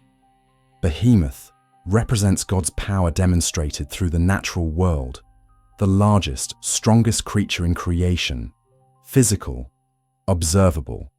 Both serve theological purposes, but one is drawn from myth, while the other might be drawn from observation of physical evidence. Young Earth creationists have embraced the sauropod interpretation enthusiastically, using it as evidence that humans and dinosaurs coexisted. This requires extreme caution. The text describes bones, not living animals. If Job's author encountered fossils, this is paleontological observation, not contemporary zoology. Nothing in the text requires living behemoth. The description works equally well, better even, if describing fossilized remains. Massive bones, mineralized, heavy as metal, turned to stone. This is fossil description. The simplest explanation that respects both the text and science is this. Job's author or sources encountered sauropod fossils, probably fragmentary remains exposed by erosion in desert regions, described them with accuracy, integrated them into theological poetry about God's creative power and the limits of human ability. The poetry is theology. The description might preserve paleontology. Both coexist in the text without contradiction. This interpretation is speculative. It's not proven. It's not consensus. Many scholars prefer symbolic or mythological readings, but the precision of the tail description and the bone descriptions is striking. Cedar-like tail and metallic bones describe sauropod fossils with accuracy that exceeds what pure invention would likely produce. Behemoth might preserve one of the oldest dinosaur descriptions in literature. Written potentially 3,000 to 4,000 years ago, describing fossils with details that match modern paleontological understanding of sauropod anatomy. The author saw something. probably massive fossilized bones eroding from rock. Described them accurately using available vocabulary, concluded this was evidence of God's greatest creative achievement in the animal kingdom. The bones were real. The observation might have been accurate. The interpretation, this is the chief of God's works, was theological response to genuine natural evidence. Or Behemoth is purely symbolic, a literary device, theological construct, composite creature. The debate continues among biblical scholars and will likely never be fully resolved. What we can say with certainty is this: sauropod fossils exist in the Middle East. They were present and accessible to ancient peoples. They were available to be found, examined, and described. And the description in Job, particularly the tail-like cedar, matches sauropod anatomy with specificity that demands explanation. Coincidence is possible, but the tail-like cedar wasn't poetic exaggeration if describing fossils. It was accurate description of what sauropod tails actually look like. Tree-like, massive, prominent. Cedar is the perfect comparison. No living animal works. Sauropod works perfectly. The bones like brass and iron describes fossilized bone phenomenology with precision. Someone observed mineralized dinosaur bones and described accurately how they feel and appear. Heavy, metallic, tube-like. This is fossil description. Whether Job's author knew he was describing an extinct animal or thought Behemoth still lived in remote regions is unclear. Ancient peoples lacked the concept of extinction. If they found bones, they assumed the animal still existed somewhere. The bones were evidence of existence, not evidence of extinction. But the bones were real. The description might be real. And if so, Behemoth represents Bronze Age paleontology, preserved in scripture, waiting 4 millennia for science to recognize what the ancients had already documented. The tail like cedar, the bones like iron. These weren't metaphors. They might have been phenomenologically accurate descriptions of sauropod fossils, observation preserved as poetry, evidence preserved as theology, truth preserved as myth. Chapter 4. The Thunderbird. When legends had wingspans. Native American legends across North America describe the Thunderbird. Not one tribe's legend, not one region's tradition, dozens of tribes, hundreds of accounts, from peoples separated by thousands of miles. Tribes that had minimal contact before European colonization, all describing fundamentally similar creatures. The consistency is disturbing. Algonquian peoples in the northeast describe it. Iroquois, Ojibwe, Menominee. Sioux peoples on the Great Plains describe it. Lakota, Dakota, Nakota. Pacific Northwest peoples describe it. Kwakwakawaku, Haida, Tlingit, Nuchanolth. California peoples describe it. Yurok, Hoopa, Wiyot. Southwestern peoples describe it. Navajo, Zuni, Pueblo cultures. The distribution is continental, coast to coast, north to south. Different cultures, different languages, different cosmologies, but all with Thunderbird traditions. The descriptions show remarkable consistency across vast distances and cultural boundaries. Wingspan so large it blocks the sun when the bird flies overhead. Not small, not moderate, enormous. Large enough to cast shadow that darkens the land. Wing beats that create thunder, hence the name Thunderbird. The sound of the wings is the sound of storms. The two are equivalent. Eyes that flash lightning during storms. The bird and the storm are connected. The bird brings storms or appears during storms. Strength sufficient to carry off deer or other large prey. Not scavenging. Active predation. Carrying prey in flight. Occasionally carries off children or threatens humans. The bird is dangerous to people. Not benign. Not symbolic only. Threatening. Closely associated with storms and weather. Always this association. Never separate from meteorological phenomena. Appears in specific regions, particularly Pacific Northwest and Great Plains. Geographic specificity. Not universal.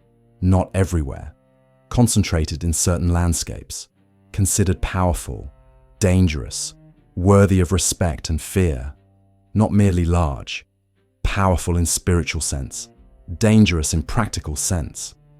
Western science dismissed these accounts as obvious metaphor, symbolic representations of weather phenomena, thunder and lightning personified as a bird, spiritual concepts given animal form, not descriptions of real birds. Birds large enough to carry children violate physics. The square cube law prohibits such size in flying animals. Maximum wingspan for flying birds is limited by structural mechanics and aerodynamics. Maybe 12 feet for the largest conceivable species living today. Nothing remotely capable of carrying a deer.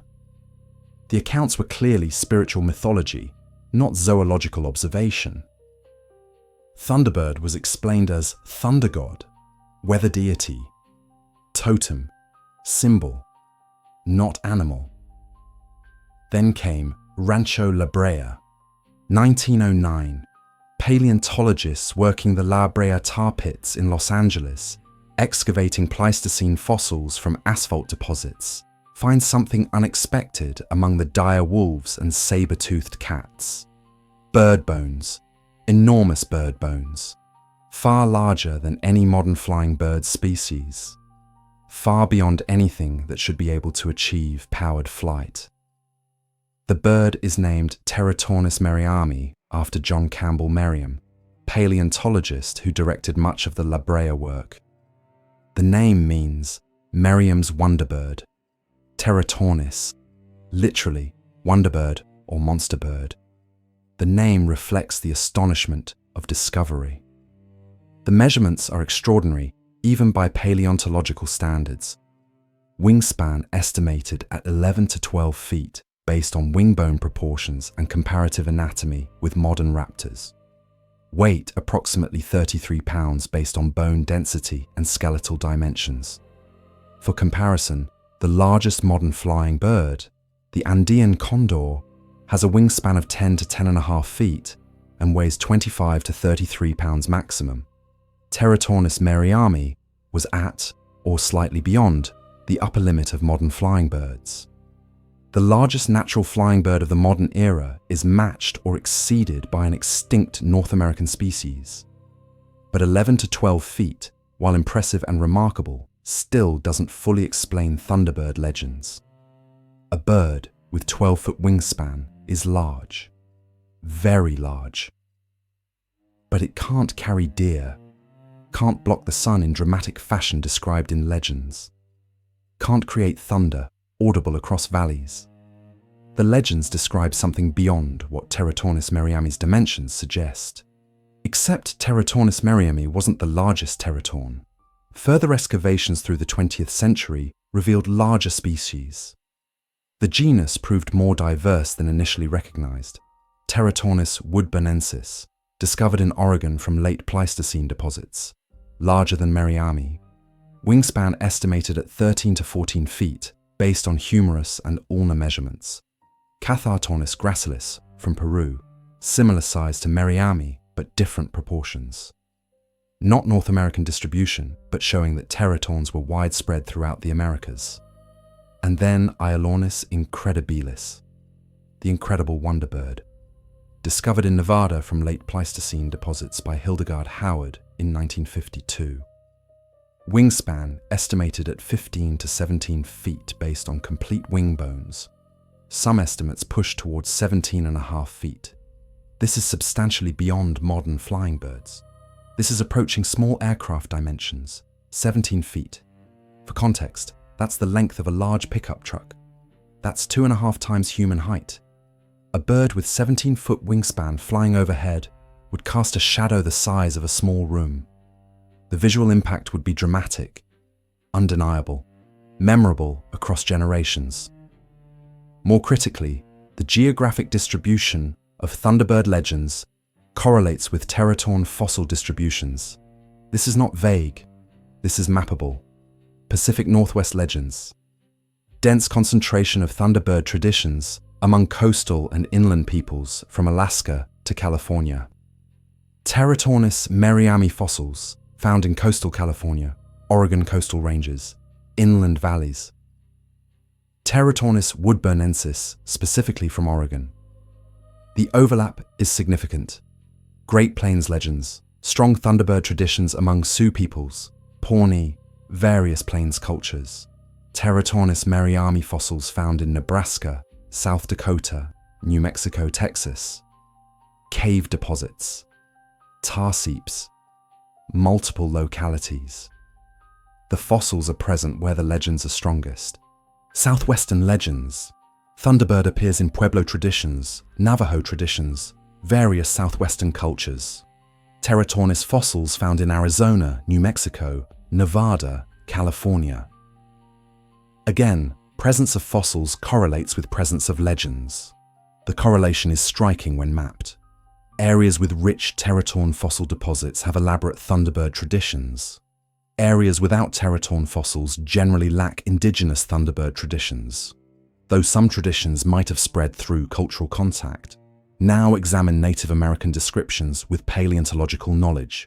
Wingspan blocks the sun. A 17-foot bird flying overhead at, say, 100 feet altitude would cast a shadow approximately 20 to 25 feet in diameter, depending on sun angle.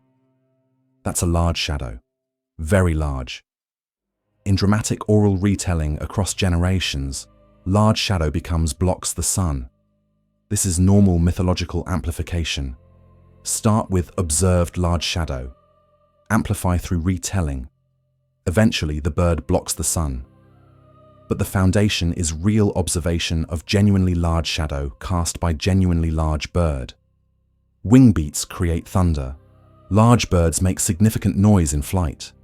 Andean condors with 10-foot wingspan produce loud whooshing sounds audible from considerable distance. The primary feathers create turbulence that generates sound. The larger the wing, the proportionally louder the sound. A bird with 17-foot wingspan would create substantially more noise. Perhaps 2 to 3 times the volume of condor wing beats based on wing area calculations. In certain acoustic environments, in mountainous terrain where sound echoes and amplifies, in stormy conditions when the bird might be spotted flying during weather fronts, the sound of wings could blend with actual thunder, creating association. The bird's wings make thunder-like sounds. Thunder occurs when bird is present. Therefore, the bird creates thunder. The logic is understandable given observational evidence. Eyes flash lightning. This is probably pure mythological addition based on storm association. Large birds don't produce lightning, obviously, but large predatory birds do have eyes that reflect light strikingly. Raptors have forward-facing eyes with reflective tapetum. In certain lighting conditions, the eyes flash brilliantly. This might contribute to descriptions, but more likely, the lightning element comes from observing large birds during thunderstorms and associating the bird with all storm phenomena. The bird appears during storms. Storms have lightning. Therefore, the bird produces lightning. Association becomes attribution, strong enough to carry deer. This is where paleontology and biomechanics become fascinating. Could Pterotornis or larger Pterotorn species actually carry large prey? The question requires examining 2 things: absolute strength and flight mechanics. Modern eagles can carry approximately half their body weight in powered flight. A 30-pound eagle can carry 15 pounds. This is well documented. Bald eagles regularly carry salmon weighing 10 to 15 pounds. Golden eagles can carry young deer, fawns weighing 15 to 20 pounds, though this is at the extreme edge of capability. Pterotornis merriami at 33 pounds could theoretically carry 15 to 17 pounds, based on similar proportional strength to modern large raptors. That's sufficient for fawns. Young deer, small children, not full-grown deer, but juveniles, absolutely. Iolornis incredibilis is more interesting. Estimated body weight is 70 to 80 pounds, based on bone dimensions and proportional comparison to modern birds and to smaller pterotorns. If capable of carrying even 1/3 of body weight, that's 25 pounds. Sufficient for larger fawns, young deer, human children. If capable of approaching half body weight like modern eagles, that's 35 to 40 pounds. That's sufficient for substantial prey. But could a bird that size actually fly while carrying such loads? This requires examining wing loading and power requirements. Modern calculations suggest maximum wingspan for powered flight under Earth's gravity and atmospheric density is approximately 25 to 30 feet, depending on aspect ratio and body mass distribution.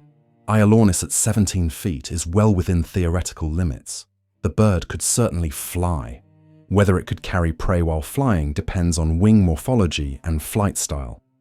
Teratornis were likely soaring birds like modern condors, using thermals and updrafts to gain altitude with minimal energy expenditure.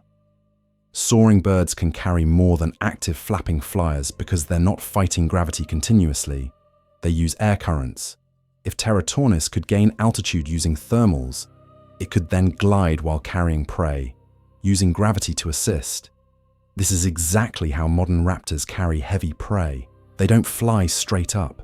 They spiral up on thermals, then glide toward their destination, descending gradually.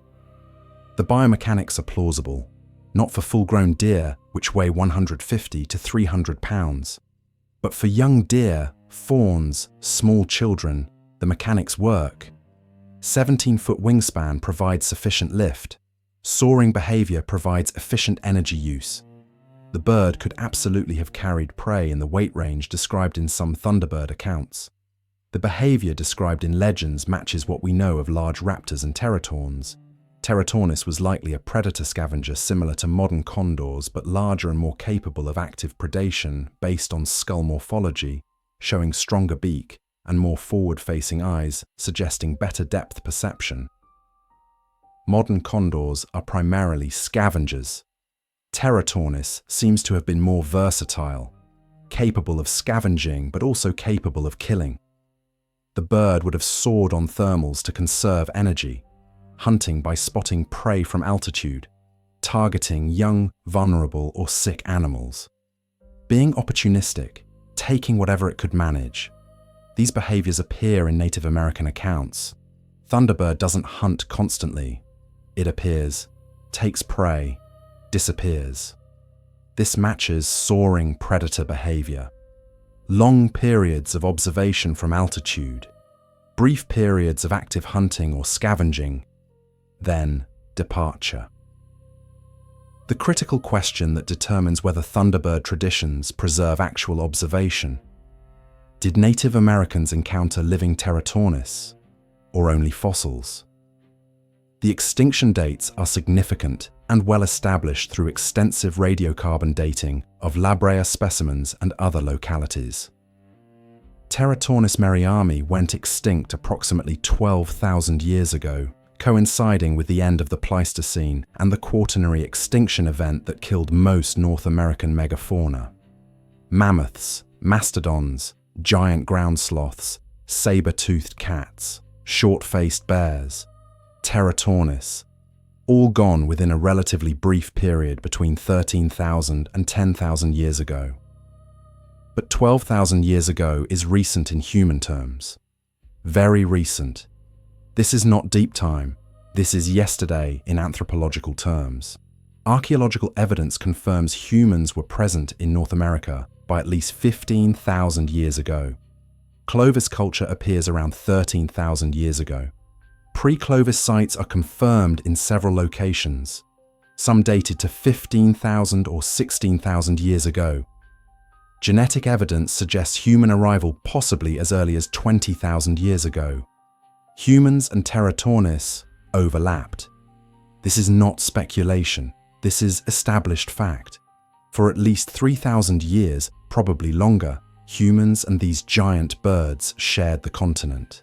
They occupied the same landscapes, they hunted the same prey animals, or competed for the same carcasses. Moreover, Teratornis lived in the same ecosystems as the megafauna humans hunted. Mammoths roamed the same valleys where Teratornis soared. Mastodons foraged in the same forests. Giant sloths moved through the same regions. Humans hunted all of these. Clovis points are found in mammoth ribs. Butchery sites show human predation on megafauna. Teratornis scavenged these same animals. Humans and Teratornis would have competed directly for carcasses. They would have encountered each other at kill sites. This is inevitable given overlapping ecological niches. Some anthropologists and historians of science, particularly Adrian Mayer, whose research we've referenced, argue that Thunderbird legends preserve actual memory of these birds. The legends aren't pure invention. They're not merely symbolic. They're cultural preservation of real encounters, passed down through hundreds of generations. This is controversial. Most scientists argue that 12,000 years is too long for oral tradition to preserve accurate details. Myth and memory separate over time. Details become corrupted, embellished, transformed. What remains after 500 generations is symbolic and mythological, not observational and historical. But Native American oral traditions have demonstrated remarkable stability over long time periods. Multiple examples exist of oral traditions preserving events for hundreds or thousands of years, with details that archaeological and geological evidence later confirms. The Cowlitz tribe in Washington state has oral traditions about volcanic eruptions affecting Mount Rainier. The traditions describe specific eruption characteristics and landscape changes. Geological evidence confirms a major eruption approximately 2,200 years ago that matches the traditional accounts. The oral tradition preserved accurate details across approximately 80 to 90 generations. The Klamath tribe in Oregon has detailed traditions about the formation of Crater Lake from the collapse of Mount Mazama. The traditions describe a mountain that stood where the lake now exists, describe battles between sky spirits, describe the mountain's destruction, describe the formation of the lake.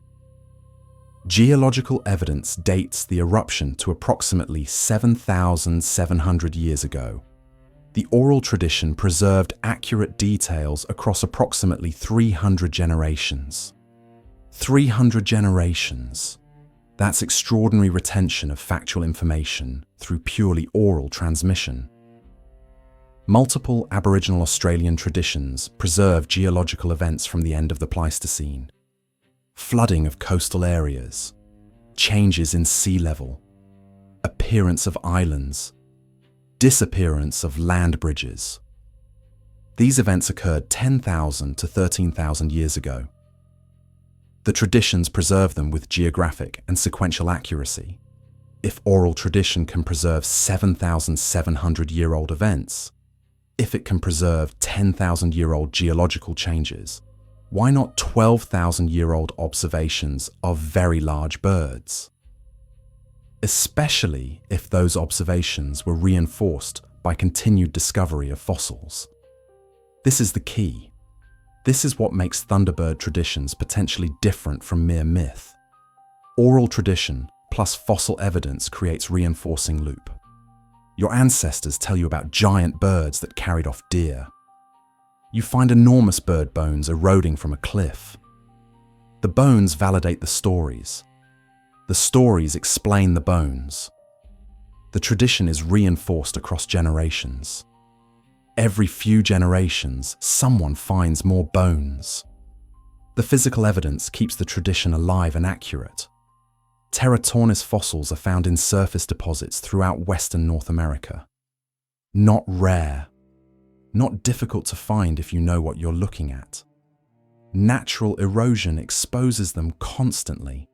Cave deposits, tar seeps, riverbanks, cliff faces. A hunter in ancient California walking through tar seeps, the same seeps that trapped thousands of animals in the Pleistocene, could easily have found Teratornis wing bones or skull fragments weathering out. These would be recognizably bird bones, but impossibly large, larger than any living bird. This physical evidence would validate legends about giant birds. The combination of living memory of encounters plus continued discovery of fossils across thousands of years could preserve Thunderbird traditions with accuracy for the entire post-extinction period. 12,000 years becomes survivable for oral tradition if the tradition is continuously reinforced by physical evidence. Adrienne Mayer's research, published in her 2005 book Fossil Legends of the First Americans, showed that Native American traditions often correlate with specific fossil beds. She mapped tribal traditions against paleontological survey data. The correlation is statistically significant. Tribes living near rich fossil deposits have more elaborate traditions about giant animals. The elaboration increases with fossil availability. This suggests that traditions aren't purely transmitted from distant sources. They're developed and reinforced by local fossil discoveries. Thunderbird legends are strongest in regions with accessible Terratornis fossils: Pacific Northwest, Great Plains, southwestern regions, all areas with documented Teratorn remains.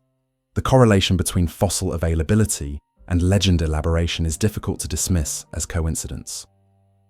Moreover, some Thunderbird traditions include details that match Teratornis biology in ways that seem unlikely to be purely invented. Some accounts describe Thunderbird nests on cliffs containing huge eggs.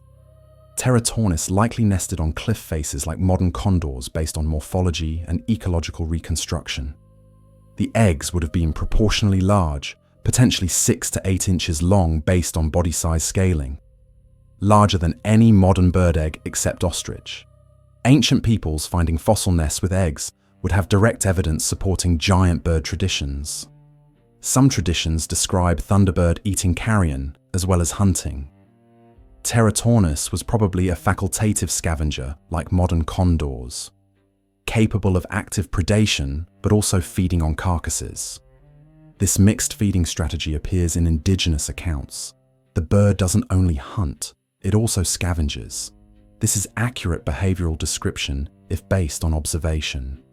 Some traditions specify that Thunderbird appears in mountainous regions and along coasts. Teratornis fossils are concentrated in areas that were mountainous or coastal during the Pleistocene based on paleo-environmental reconstruction. The geographic specificity matches actual fossil and paleo-environmental distributions. Some traditions associate Thunderbird with specific landmarks, certain mountains, certain valleys, certain caves. In several cases, these landmarks are near known fossil localities. The association between sacred Thunderbird sites and actual fossil deposits is documented in multiple cases. This suggests that fossil discoveries created sacred associations that persisted in tradition. The Thunderbird was real. Whether described from living birds observed before extinction, from fossils discovered continuously after extinction, or from both observation and fossils, Native American peoples were documenting genuine animals, birds with wingspans of 12 to 17 feet, birds capable of carrying substantial prey in flight, birds associated with storms because they soared on weather fronts and appeared during turbulent weather conditions when updrafts aided their flight, birds that were dangerous to humans because a bird with 8-foot-long talons approaching humans is terrifying and potentially lethal. Every major detail finds support in paleontology. The wingspan was enormous, confirmed by fossils. Complete wings have been preserved, allowing precise measurement. The birds could carry substantial prey, biomechanically plausible based on wing area, body weight, and soaring behavior. They were associated with specific geographic regions. Fossil distribution matches legend distribution. They appeared during storms. Soaring behavior on weather fronts explains this. Large birds ride storm fronts to gain altitude efficiently. Ancient peoples observing this would associate the birds with storms causally. The exaggerations were understandable mythological amplification. Blocks the sun is dramatic description of very large shadow. Creates thunder is association between wing noise and actual thunder during storms. Eyes flash. Lightning is mythological addition explaining storm connection. These are normal processes of oral tradition development. Real observations get amplified and elaborated, but never entirely disconnect from physical foundation. For 12,000 years, rational people who encountered these traditions understood the Thunderbird as legend, as metaphor, as symbol of natural forces. For 200 years, Western scientists insisted such large flying birds were impossible. Maximum wingspan was assumed to be around 10 feet. Anything larger couldn't achieve powered flight under Earth's gravity. The physics prohibited it. Then we found the bones. We measured the wingspans. 12 feet, 15 feet, 17 feet. We calculated the biomechanics. We determined flight was possible using soaring behavior. We mapped the fossil distribution. We realized it matched the legend distribution. And we understood that indigenous peoples had been describing real animals all along. They said Thunderbird. We say Teratornis. We're describing the same wings, the same shadow, the same enormous birds that flew over North America until humans arrived and the climate changed and the megafauna died and the giant birds disappeared into legend, preserved accurately by peoples who understood that some truths are worth repeating for 1,000 generations until someone finally finds the bones that prove the stories were right. Chapter 5. The Rock, the bird that carried elephants. The Arabian Nights, that collection of Middle Eastern and South Asian stories compiled over centuries, contains a tale about Sinbad the sailor encountering the rock. The story appears in multiple versions. The details vary, but the core description remains consistent. We saw in the distance something magnificent in size and towering in height. As it drew near, I could see it was a bird of enormous bulk. Its wings, when spread, cast a shadow over the ship like a cloud. I had heard of the rock from travelers, that it dwells on islands in the eastern seas, and that it feeds its young on elephants. It is so strong it can seize an elephant in its talons, carry it to a great height, then let it fall so it is killed, whereupon the bird descends and devours it. This is not presented as fantasy in the original context. It's presented as travel report, strange but real. Sinbad is unreliable narrator in many ways, prone to exaggeration and dramatic storytelling. But the rock is described as something real, something known, something travelers report consistently from distant islands. Marco Polo, returning from Madagascar around 1295 AD, reports something remarkably similar. His account is independent from Arabian Nights, though he may have heard rock legends during his travels. But he claims direct investigation of the reports. The people of the island report that at certain seasons of the year, an enormous bird makes its appearance, called a roc. It is so strong that it can seize an elephant in its talons and carry it to a great height, then let it fall so that it is killed by the fall, whereupon the bird descends and devours it. Those who have seen it say it is extremely large and powerful. The bird is not seen at all seasons, but only at certain times. Then Polo adds critical detail that transforms this from vague legend to claimed physical evidence. He describes an investigation commissioned by Kublai Khan, the Mongol emperor he served. The Grand Khan, hearing these accounts, sent emissaries to the island to investigate the reports and bring back information about this marvelous bird. They were gone for several months. They returned with extraordinary evidence. They brought back a feather from the rock. And then Polo makes a personal claim. I saw this feather myself. It was brought to the Khan's court. I examined it directly. The quill was as thick as a sheep's leg. The feather measured 90 spans in length. This is extraordinary specificity, not vague legend from distant sources. Personal testimony, claimed direct observation of physical evidence, specific measurements, thickness as thick as a sheep's leg, length 90 spans, which would be approximately 135 to 150 feet depending on span definition. Obviously impossible for a bird feather, But the claim is specific. Someone showed Marco Polo something they identified as a rock feather, and he believed them, or at least reports it. The rock legends are consistently associated with Madagascar and islands in the Indian Ocean. Specific geographic attribution, not universal, not everywhere. Madagascar primarily, Zanzibar, islands off East African coast, the Comoros. The geographic specificity is notable. Someone identified particular locations as rock habitat. The creature is always described as enormous. Always. Never moderate. Never merely large. Enormous. Beyond ordinary conception. Always associated with elephants. This is consistent across sources. The rock preys on elephants specifically. Not generic large prey. Elephants. Always found in remote island locations. Islands. Not mainland, not accessible regions. Remote islands requiring sea voyages to reach. 1658, French explorer Étienne de Flacourt, governor of French Madagascar from 1648 to 1655, publishes Histoire de la Grande Île Madagascar. Flacourt is serious administrator and naturalist, attempting systematic documentation of Madagascar's natural history, geography, and peoples. He includes accounts from Malagasy people describing a bird called Vuoronpatra.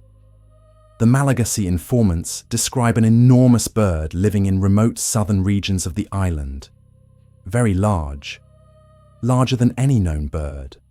Living in inaccessible regions, dangerous to approach. The bird eats tree fruits. It nests on the ground. Its eggs are enormous. The descriptions are consistent across multiple informants from different regions. Flacourt doesn't see the bird himself. He's honest about this. These are second-hand reports from indigenous sources, but he records them systematically as natural history.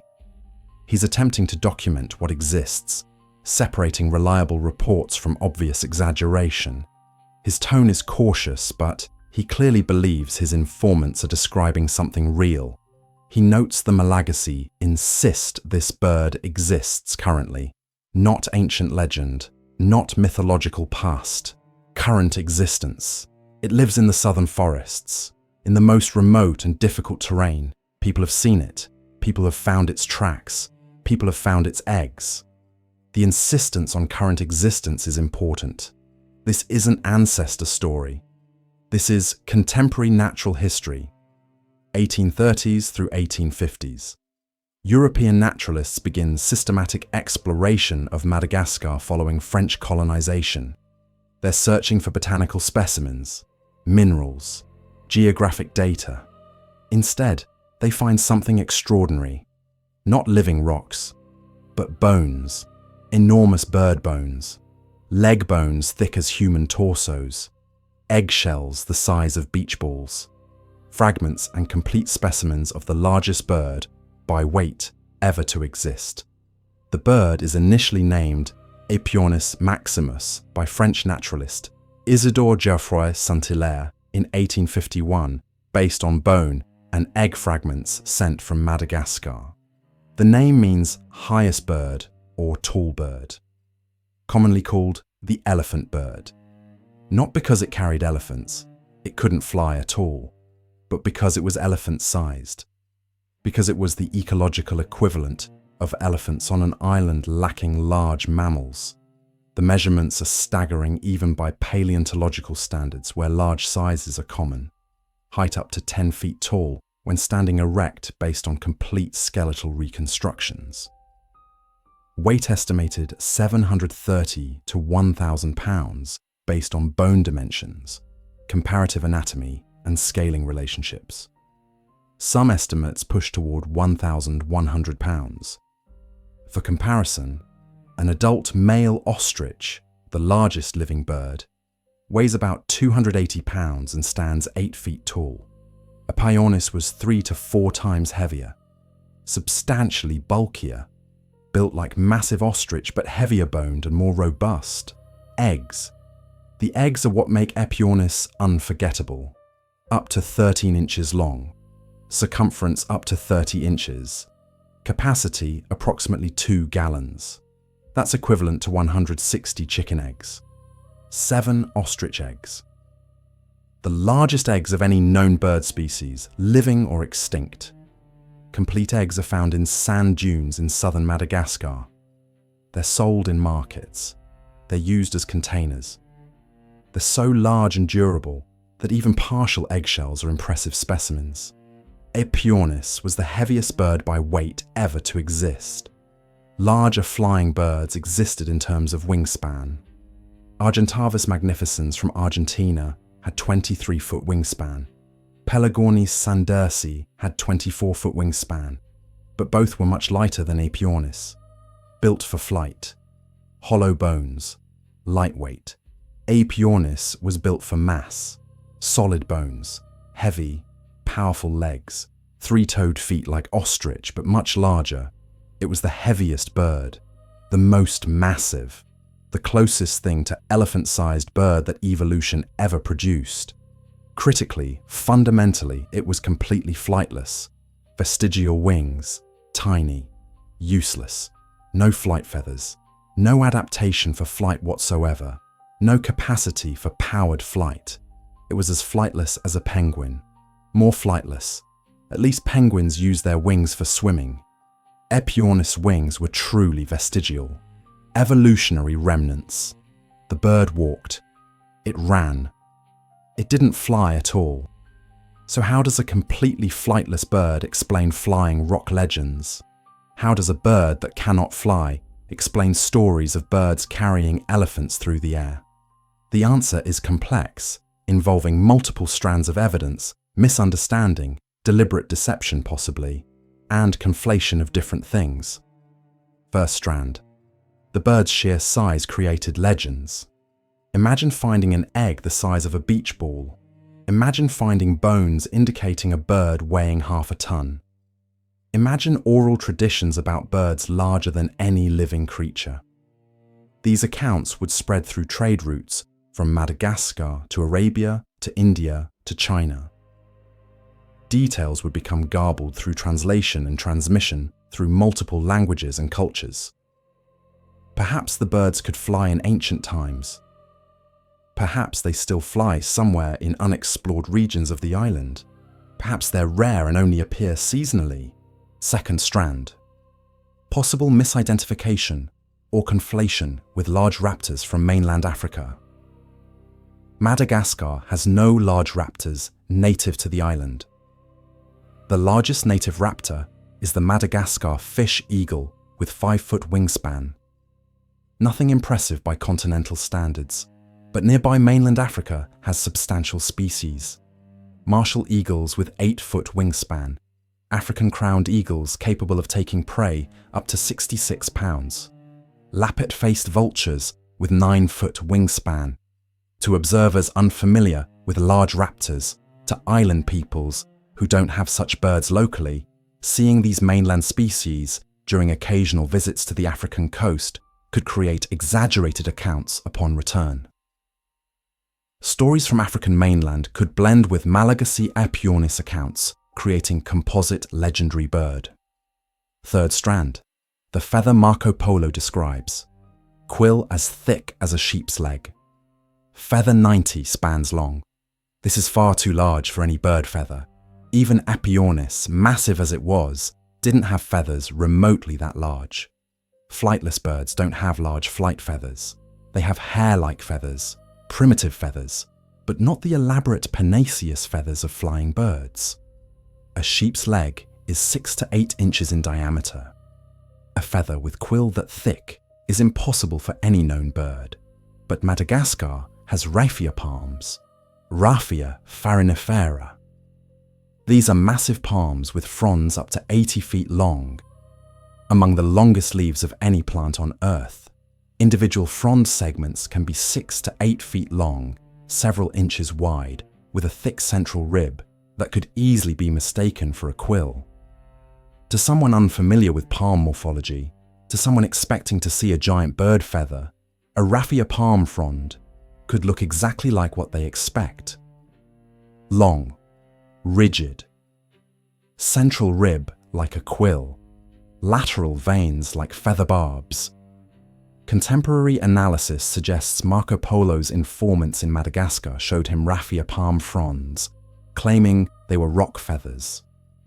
Whether this was deliberate deception, motivated by trade advantages, if Polo believed Madagascar harbored marvel creatures, honest mistake by people who genuinely believed these were bird feathers, or elaborate joke, is unknown.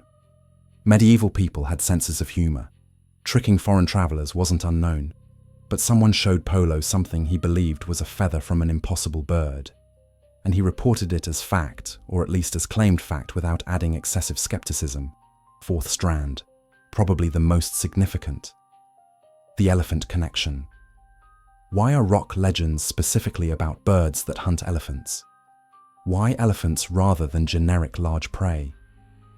Aepyornis fossils and remains are found in regions where elephant birds and dwarf elephants coexisted. Madagascar had endemic elephant species. These elephants underwent insular dwarfism, evolutionary size reduction common on islands where resources are limited. Madagascar's elephants shrunk to approximately 4 feet at shoulder height. Tiny compared to African elephants, but still recognizably elephants. Trunk, tusks, elephant morphology. These pygmy elephants went extinct around the same time as Aepyornis, probably between 1000 and 1500 AD, possibly slightly later. Humans hunted both. Butchery sites contain both Aepyornis and elephant remains. People killed them, ate them, used their bones. Ancient peoples finding both Aepyornis bones and dwarf elephant bones in the same regions would create associations. The largest bird and elephants from the same location. Both enormous by island standards.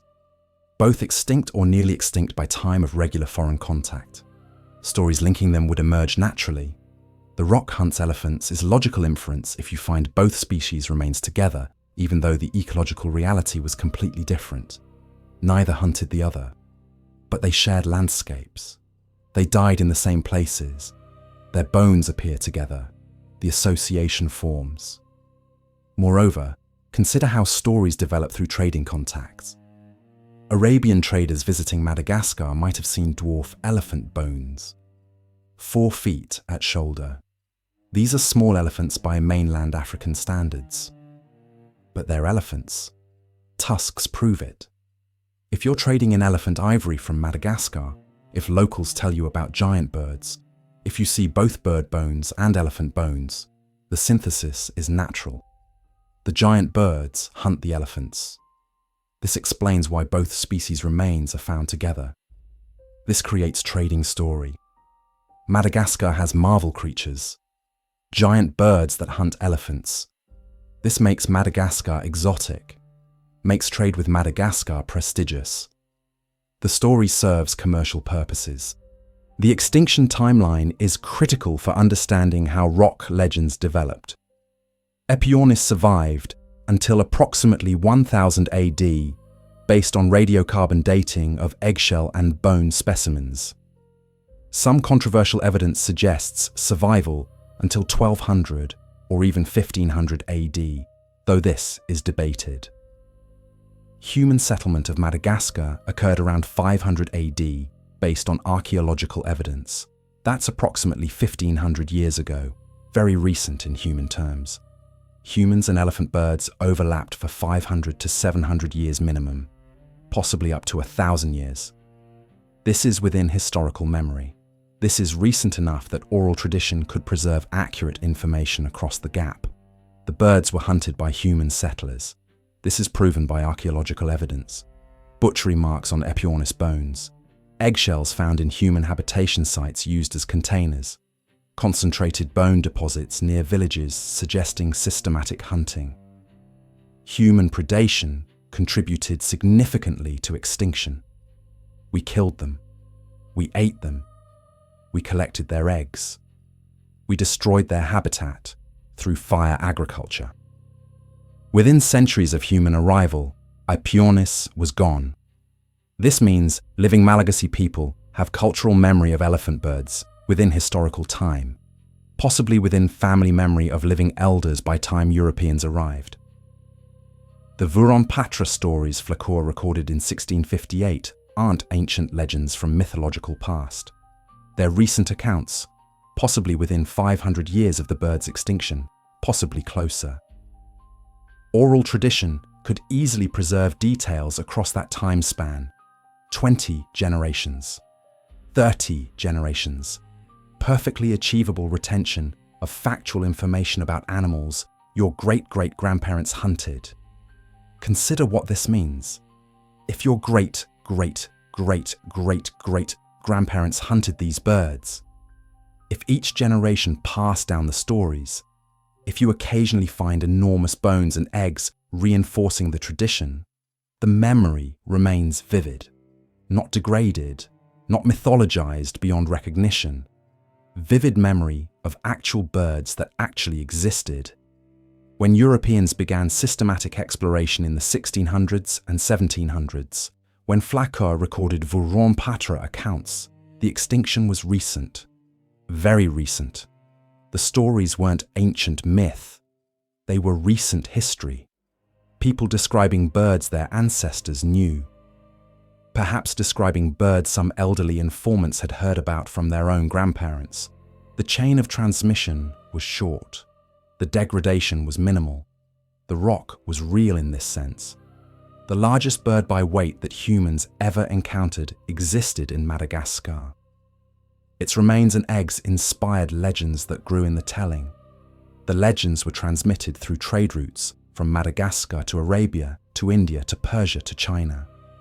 At each step, details were amplified, misunderstood, elaborated.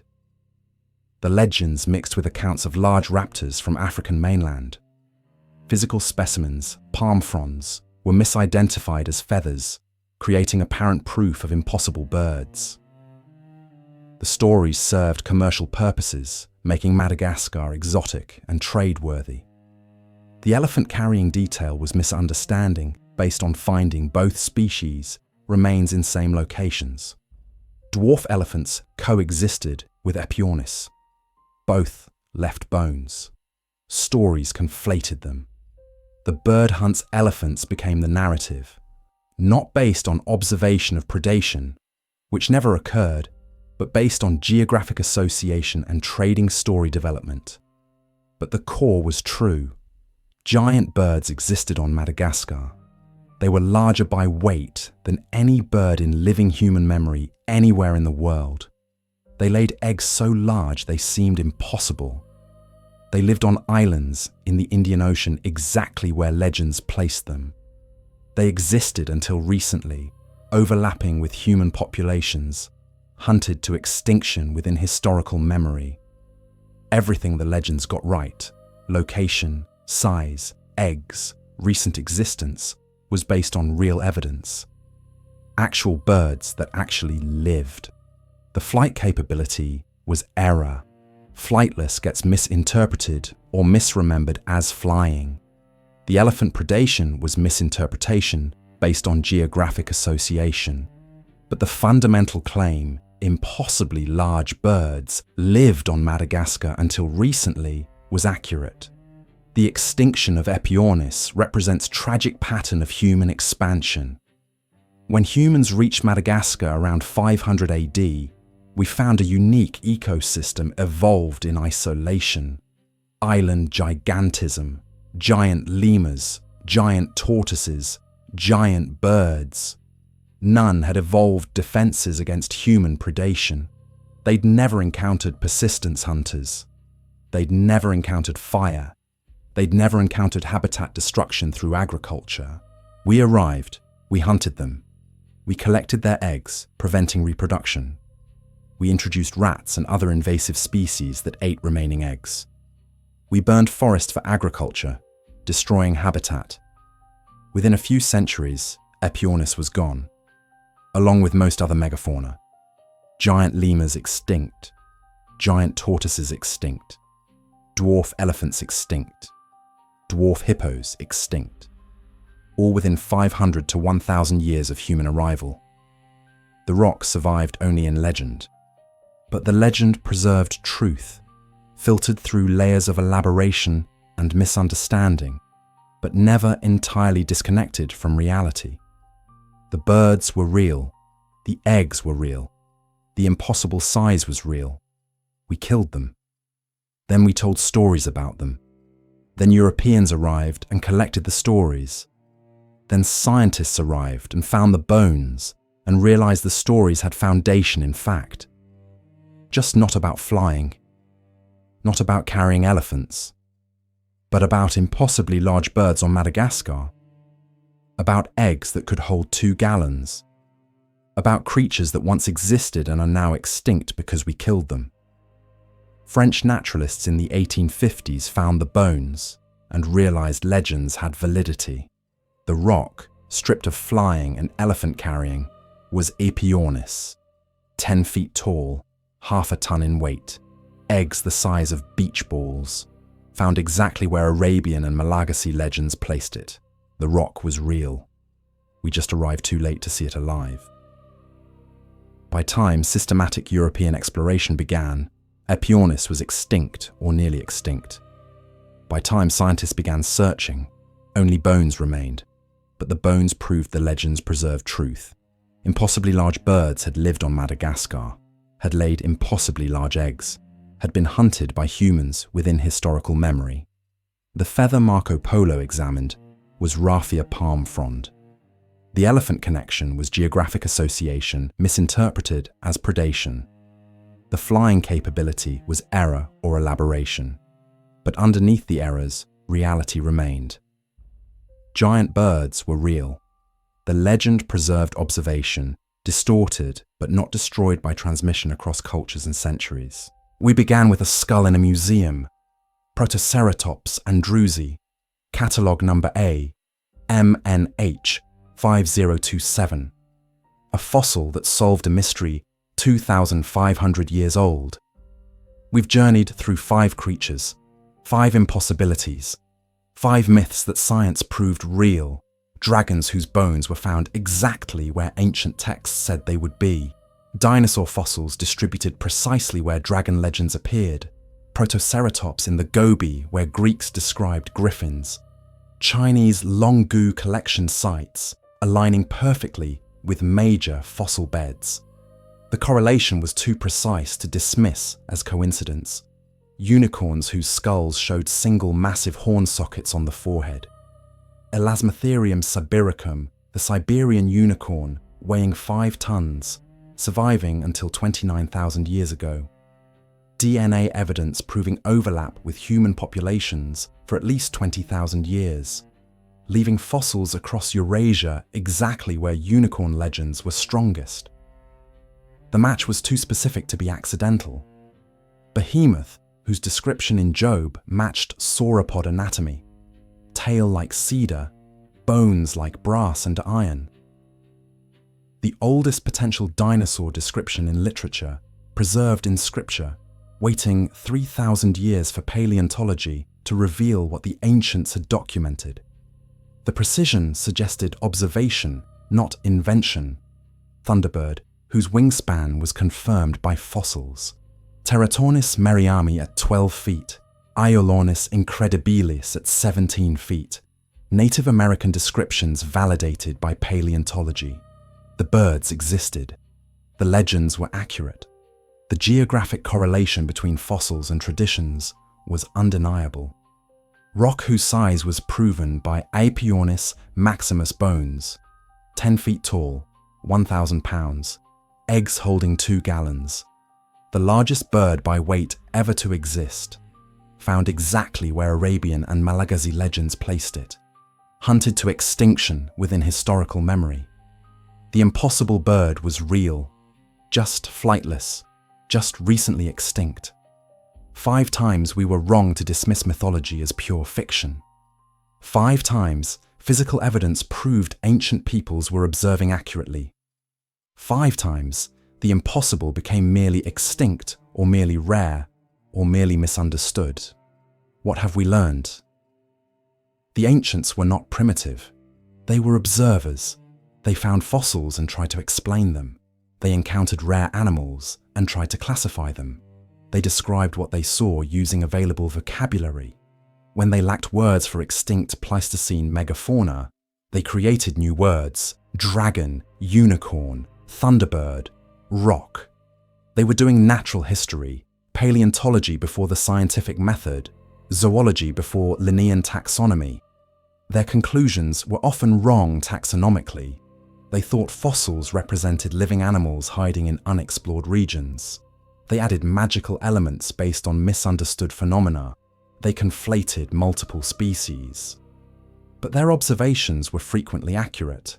This matters because it challenges assumptions about knowledge across time. We tend to believe that ancient peoples were credulous, easily fooled, prone to fantasy, that their myths were disconnected from reality, that dragons and unicorns were pure imagination, that Native American legends were purely symbolic. The evidence reveals otherwise. Myths preserve observation.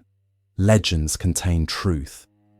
The fantastic has foundations in fact, distorted by limited knowledge and artistic elaboration, but never entirely fictional. When every culture independently describes dragons, they're all describing dinosaur fossils. When unicorn legends appear exactly where Elasmotherium fossils are found, that's not coincidence. When Thunderbird traditions match Teratorn distributions, that's evidence. This has methodological implications for how we approach ancient texts and oral traditions. If 5 major mythological creatures turned out to be real, what else might be real? Not cryptozoology. Bigfoot and Loch Ness Monster remain unvalidated by physical evidence. Those are different. But what fossil evidence might we be ignoring because it seems to validate mere myth? What ancient accounts might contain accurate descriptions of extinct species we haven't discovered yet? What geographic correlations between mythology and paleontology might we be missing because we assume myths are fiction? The lesson is humility, not about facts. The facts are what they are. Fossils exist. Measurements are precise. Dating is accurate. But about interpretation, we were certain dragons were fantasy. We were certain unicorns were impossible. We were certain Thunderbird was metaphor. We were wrong about all of it. Our current certainties may be equally flawed. What do we believe now that future evidence will overturn? What observations do we dismiss today that tomorrow's science will validate? What traditions do we ignore because they seem too fantastic to investigate? The ancients looked at bones and created stories. We looked at stories and found the bones. The process works bidirectionally. Myth can lead to discovery as much as discovery explains myth. Ancient texts can guide paleontological surveys. Oral traditions can identify fossil localities. The relationship between mythology and science isn't opposition, it's dialogue. The Protoceratops skull sits in its case. Catalogue number AMNH 5027. Children walk past it. Tourists photograph it. Few pause long enough to understand what it represents. It represents the moment when a 2,500-year-old Greek legend was vindicated by paleontology. When griffin accounts found validation through scientific excavation. When myth became science. When the impossible became real. And it's not alone. Museum catalogues worldwide contain specimens that validate mythology. Elasmotherium skulls in Russian museums proving unicorns were real. Teratornis wings in California proving Thunderbird flew. Apiornis eggs in Madagascar proving rock existed. All catalogued, all measured, all proving that 5 impossible creatures were actually possible, just extinct. The dragons were real, not as medieval artists depicted them, not with fire-breathing or magic, but as dinosaur fossils found everywhere humans lived, observed and described within available frameworks. We say dinosaur, they said dragon. Same bones. The unicorns existed, not as Renaissance tapestries show them, not as delicate white horses with spiraling horns, but as Elasmotherium sibericum, 5-ton Ice Age rhinoceros with single massive horn on forehead, exactly where medieval art always placed it. We say Elasmotherium. They said unicorn, same horn.